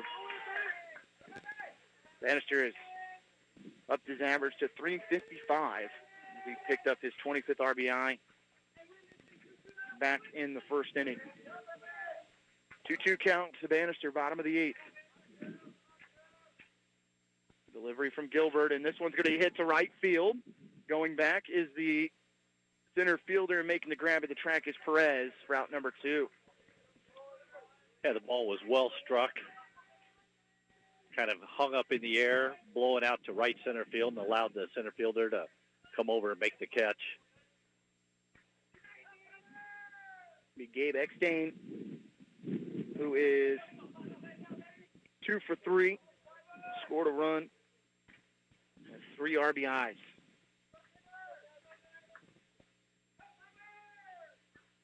First delivery to him, and he'll check swing and foul one back as that one is off the end of the bat. It's 0-1. But Eckstein maybe with the biggest out of the game for OU in that second inning where McPherson definitely was putting pressure on, had runners at second and third with the first and second with 1 out, made a diving catch to get to 2 outs. Braves ended up surrendering nothing in that inning. Fastball from Gilbert outside. It's 1-1. Yeah, no, you're exactly right. That ball was a huge kind of I won't say a turning point, but it was definitely a momentum shift in that. McPherson was trying to respond to the 5 runs Ottawa put up in the first. Absolutely. 1-1 delivery, a fastball well high. It's 2-1. 2 balls, 1 strike, 2 outs, bottom of the 8th. Ottawa up 12-7.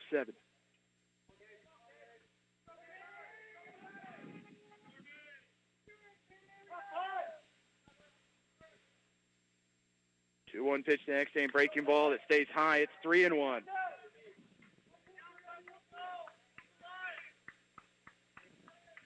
Eckstein up to 10 RBIs. He's got 5 in the tournament.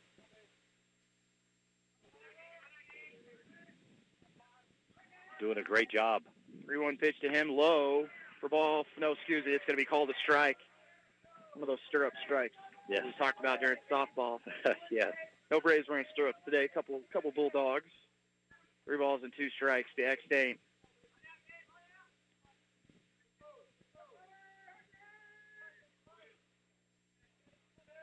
Three-two on the way to Eckstein, and he's going to pop it foul. Is it going to get out of play? Chasing it is Johnson, and it does get out of play.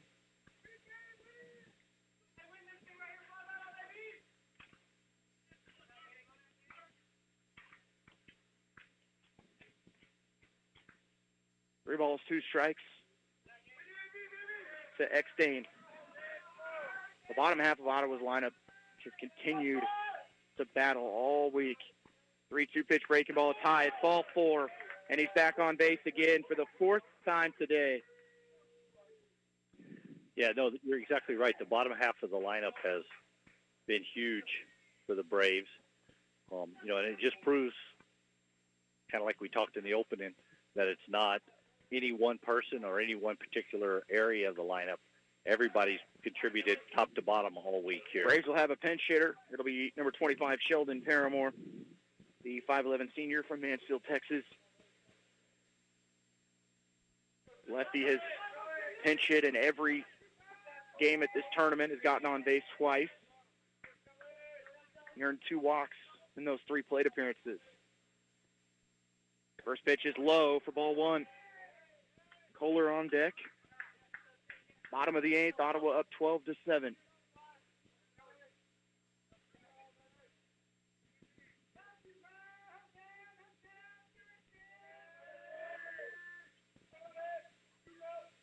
One-0 delivery, low, and they're going to say it's a strike. 1 ball and 1 strike.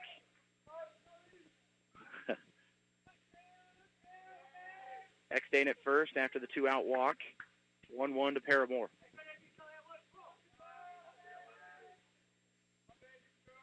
One pitch to him, breaking ball at the knees for a strike. It's 1 and 2.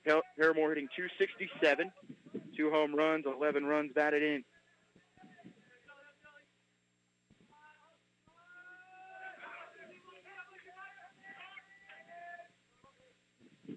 One-two pitch is low. Paramore going to strike out to end the inning, but Ottawa goes to the 9th inning, needing 3 runs to get to the NAI postseason. You're listening to Braves Baseball on 1220, 103.7 FM KLFO.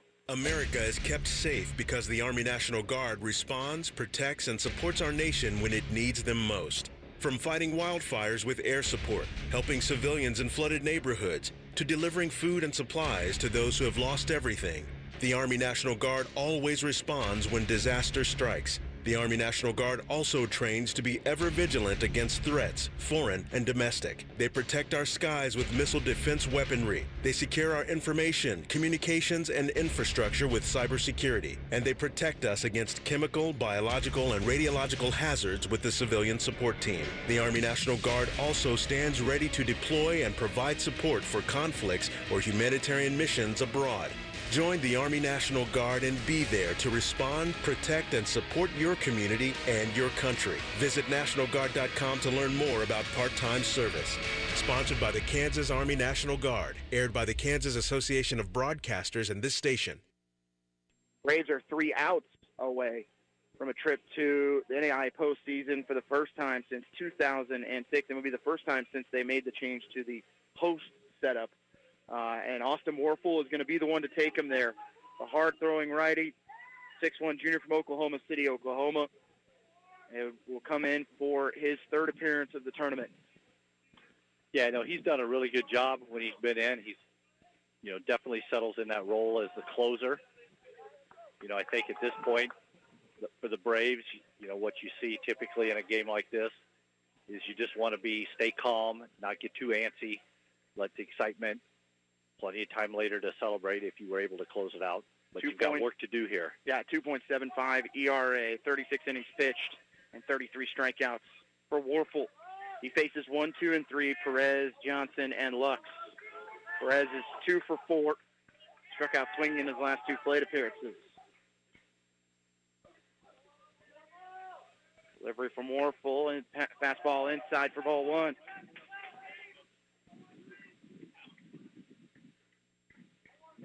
One ball and no strikes.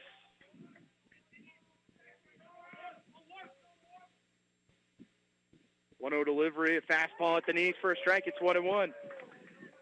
And you have to think that McPherson at least is probably going to take until the first strike.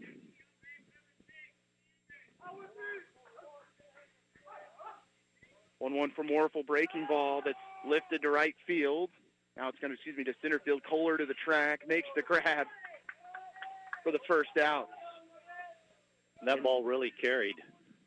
And he didn't look like he was out in front of that pitch, and he really did. Just kind of flipped the wrist at it and carried all the way to the track. But Kohler didn't seem too worried about it. No, not at all. Brings up the catcher, Trevor Johnson. 3 for 4 with an RBI.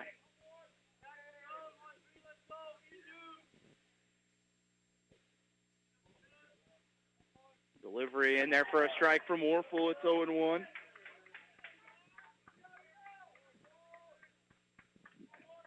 No balls, 1 strike, 1 out. Top of the 9th. Braves up 12-7. 0-1 delivery from Warfel. A breaking ball that's hit to left field, and it'll be a base hit as Johnson gets his 4th hit of the game. Yeah, he's been a tough out today for the Braves.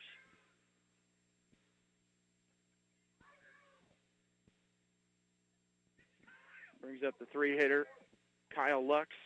Hughes will come in and pinch run, as he's done all afternoon. Hughes has come around to score 2 runs.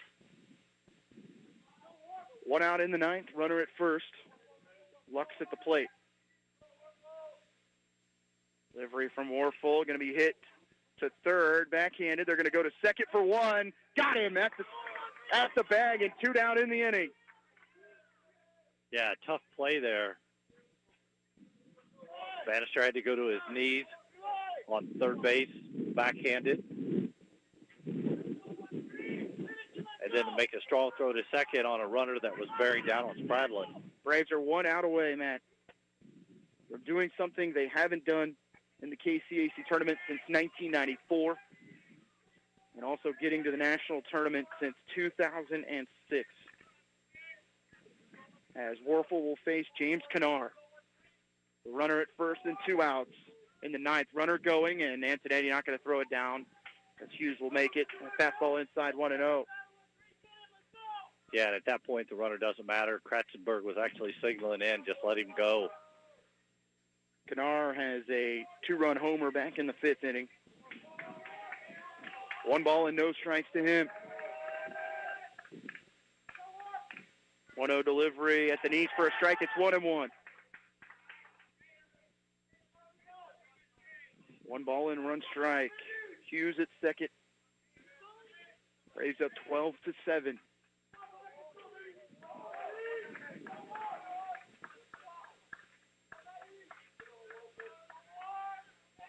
One delivery from Warfel. Breaking ball that's going to go by Antonetti. The runner will move to third, but it's 1-2. Braves are 1 strike away. Up by 5. Runner at third. Warfel versus Kennard. Big pitch right here.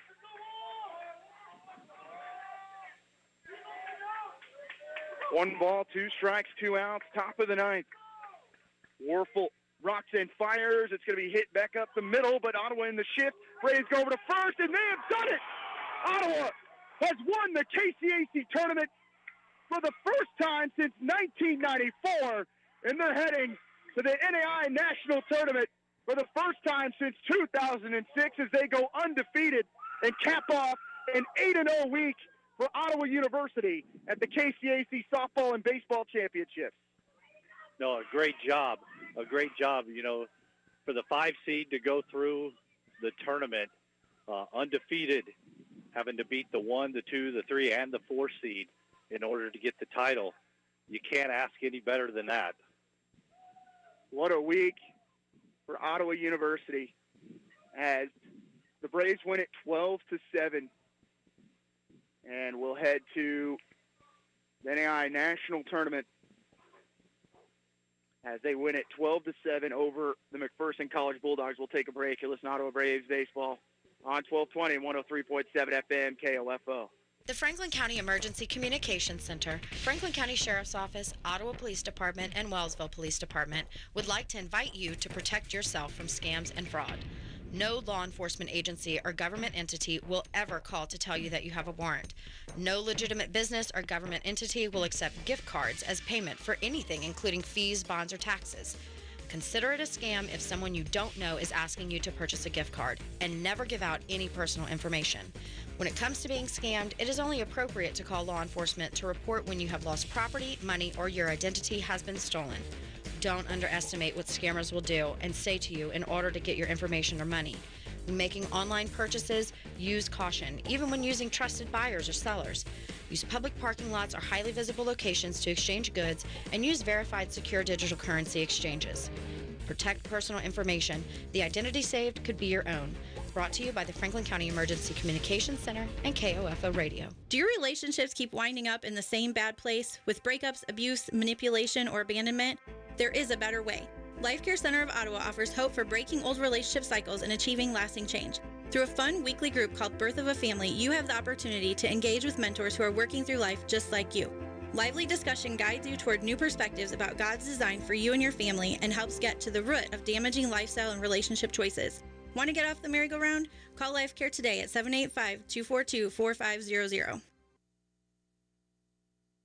Braves win the KCAC Tournament Championship and get that automatic bid to the national tournament as they defeat the 1, 2, 3, and 4 seeds here in Great Bend, as that included 2 ranked opponents and all 4 teams with at least 30 wins, as the Braves come in as the 5 seed and shock the KCAC world as they win it 12-7 over the McPherson College Bulldogs, as the Braves able to dogpile it for the first time since 1994 in the KCAC tournament, and will go to the national tournament for the first time since 2006.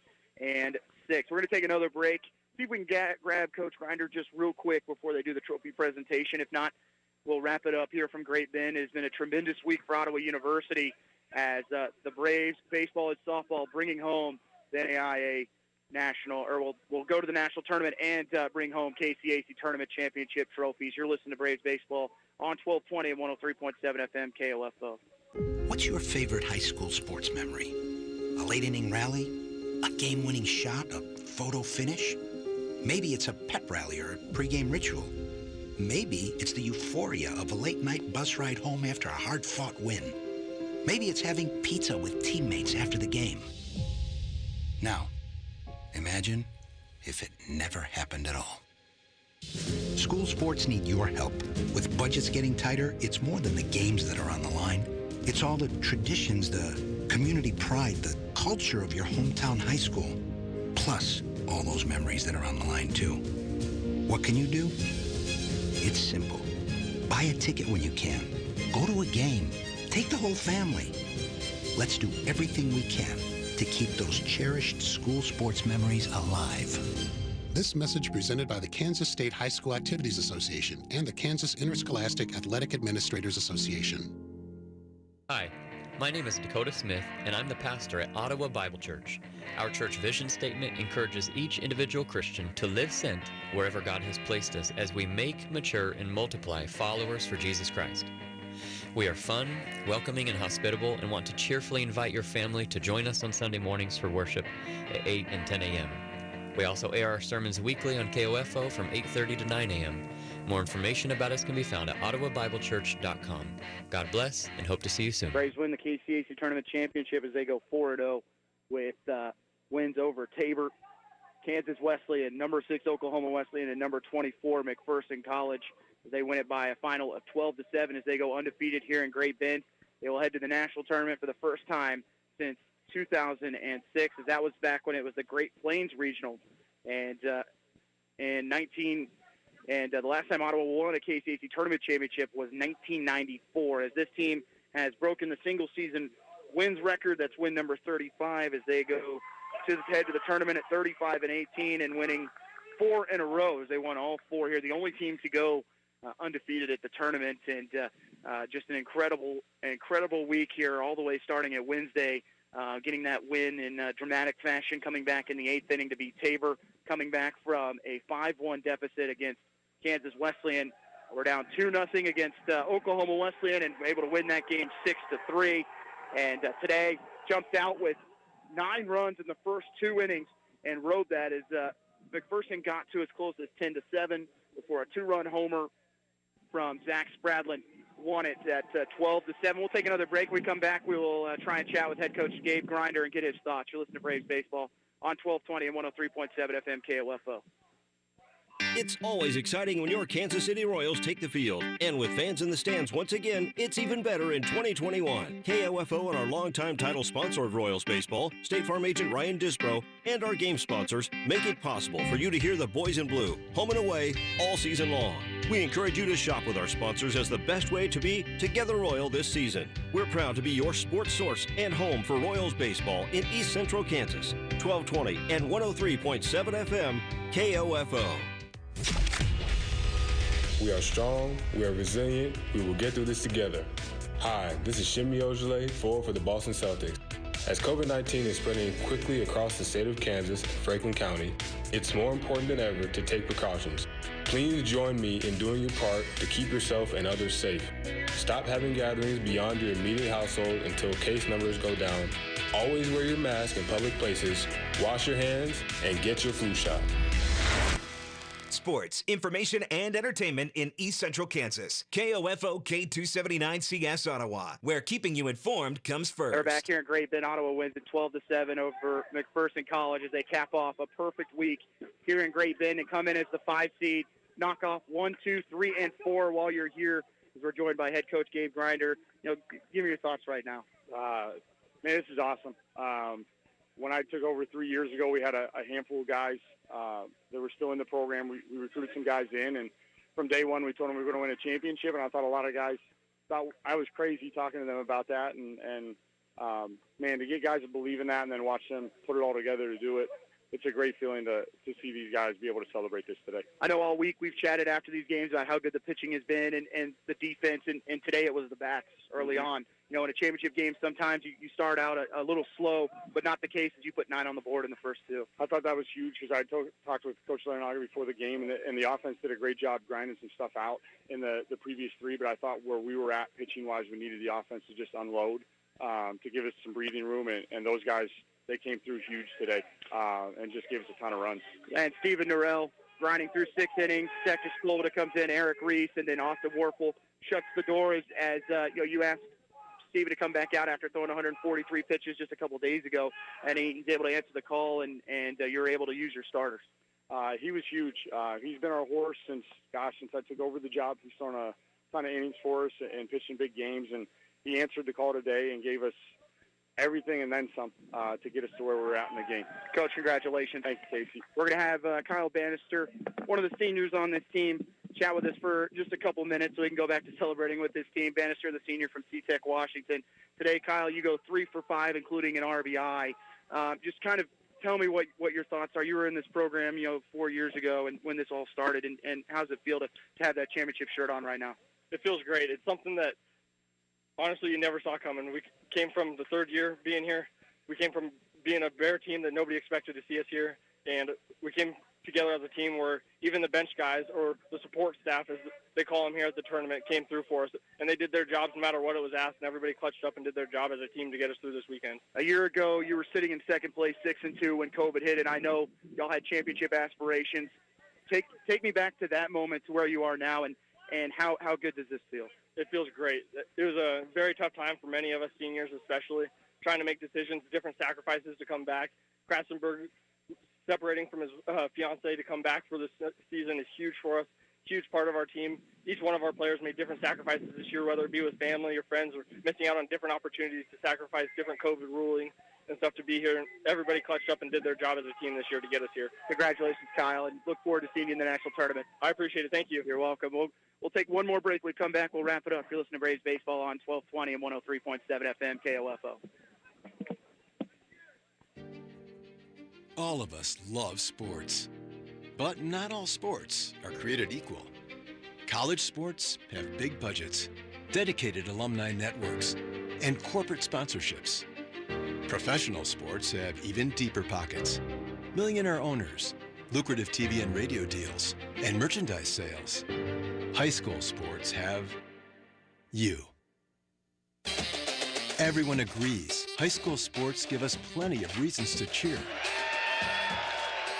And now's a great time for us to give back. Supporting your hometown high school won't cost you much, but it will go a long way to ensuring the games we love the most are here to stay. Kansas High School Sports. They're good for our kids, good for our community, and best of all, they're good for you. This message presented by the Kansas State High School Activities Association and the Kansas Interscholastic Athletic Administrators Association. 12-7 win for Ottawa University. Braves baseball in the KCAC Tournament Championship finds them waiting to find their destination for their host and where they will go in the KCA or in the NAI National Tournament for the first time since 2006. And we've seen teams in the KCAC make big runs to the World Series in Idaho, in Lewiston, and you could win 3 games during that period over 3 different teams. You can find your way to the World Series, and I know those are big aspirations, but with the way this team played this week and the way they dominated some of the best teams in this conference and some of the best teams in the country, I think anything is possible with this group. No, you're exactly right, and it sounds cliche, but they are really, for the most part, a complete team. They have good pitching. They're aggressive on the bases. They swing the bats well. They have some power. They can do a lot of things to make teams uncomfortable. And, it's just a matter of continuing to stay hot and believe in themselves and, take the opportunities that are given. Don't get too wide-eyed.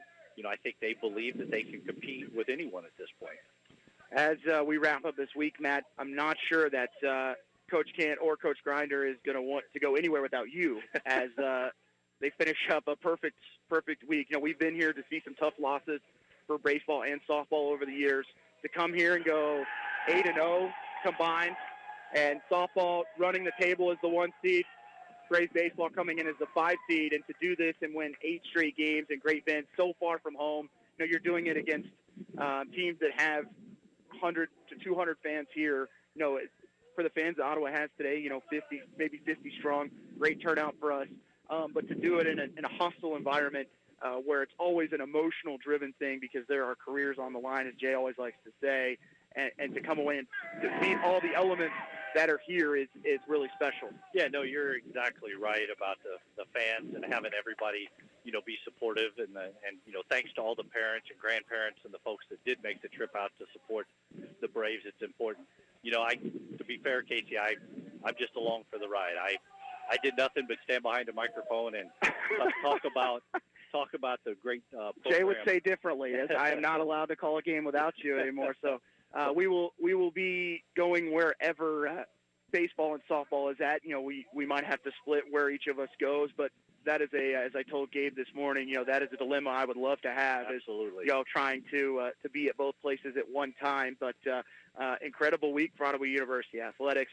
As we talked about earlier, women's flag football winning the national championship just a few minutes before the Braves win the KCAC championship for baseball, along with softball yesterday.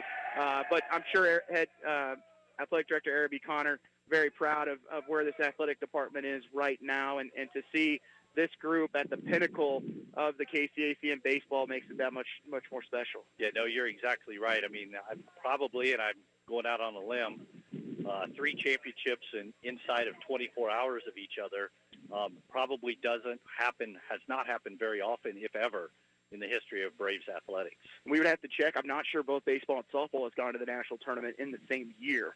And so that is where you go from being a conference powerhouse to be growing into that national powerhouse, which is what Gabe wants. He's got national championship aspirations, not just conference championship aspirations. But as we wrap things up, Matt, any final thoughts as we head back home? No, not really. It's just been a fun week out here at Great Bend. It's been great to see the young men and young women from Ottawa Athletics carry themselves proudly and athletically on the field, and the hard work and effort that they've done, speaks volumes for the university and for the coaching staff and the athletic department for sure. Well, I know I've appreciated you being here. Is 8 games in a matter of 4 days, I think is what we're at now, is what we called, and anything to help save my voice. And then you add so many things to the broadcast about, the nuances of baseball and softball as you've been around the game of baseball for such a long time. And personally, I just want to say thank you for all of your help, and really excited to kind of see going forward where these 2 programs go for both baseball and softball. And hopefully we can have you on for a few more as we go forward. Absolutely. And thank you, Casey, for the opportunity to work with you. You're a professional. You prepare well. A lot of knowledge and a lot of emotion and energy in the broadcast. And, appreciate the opportunity at KOFO allows me as well. Appreciate that, those kind words, Matt. As we wrap it up here, we want to thank everyone for taking this ride with us over the last 4 days. It started on Wednesday with that win over Tabor and finishes with a win over McPherson, 12-7, as the Braves take the KCAC Tournament Championship. We want to thank Larson back at the station, all of you for listening.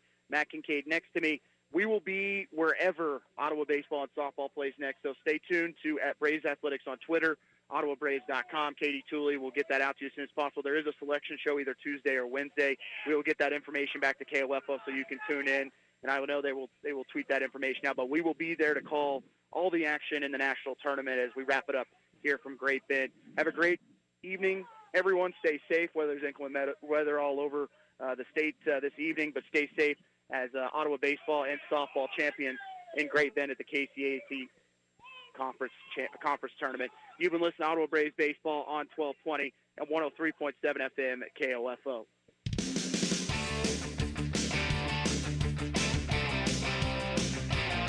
We hope you enjoyed this broadcast of OU Braves baseball on KOFO. Brought to you by Quality Structures, Dingle & Son Mortuary, Sutton's Jewelry,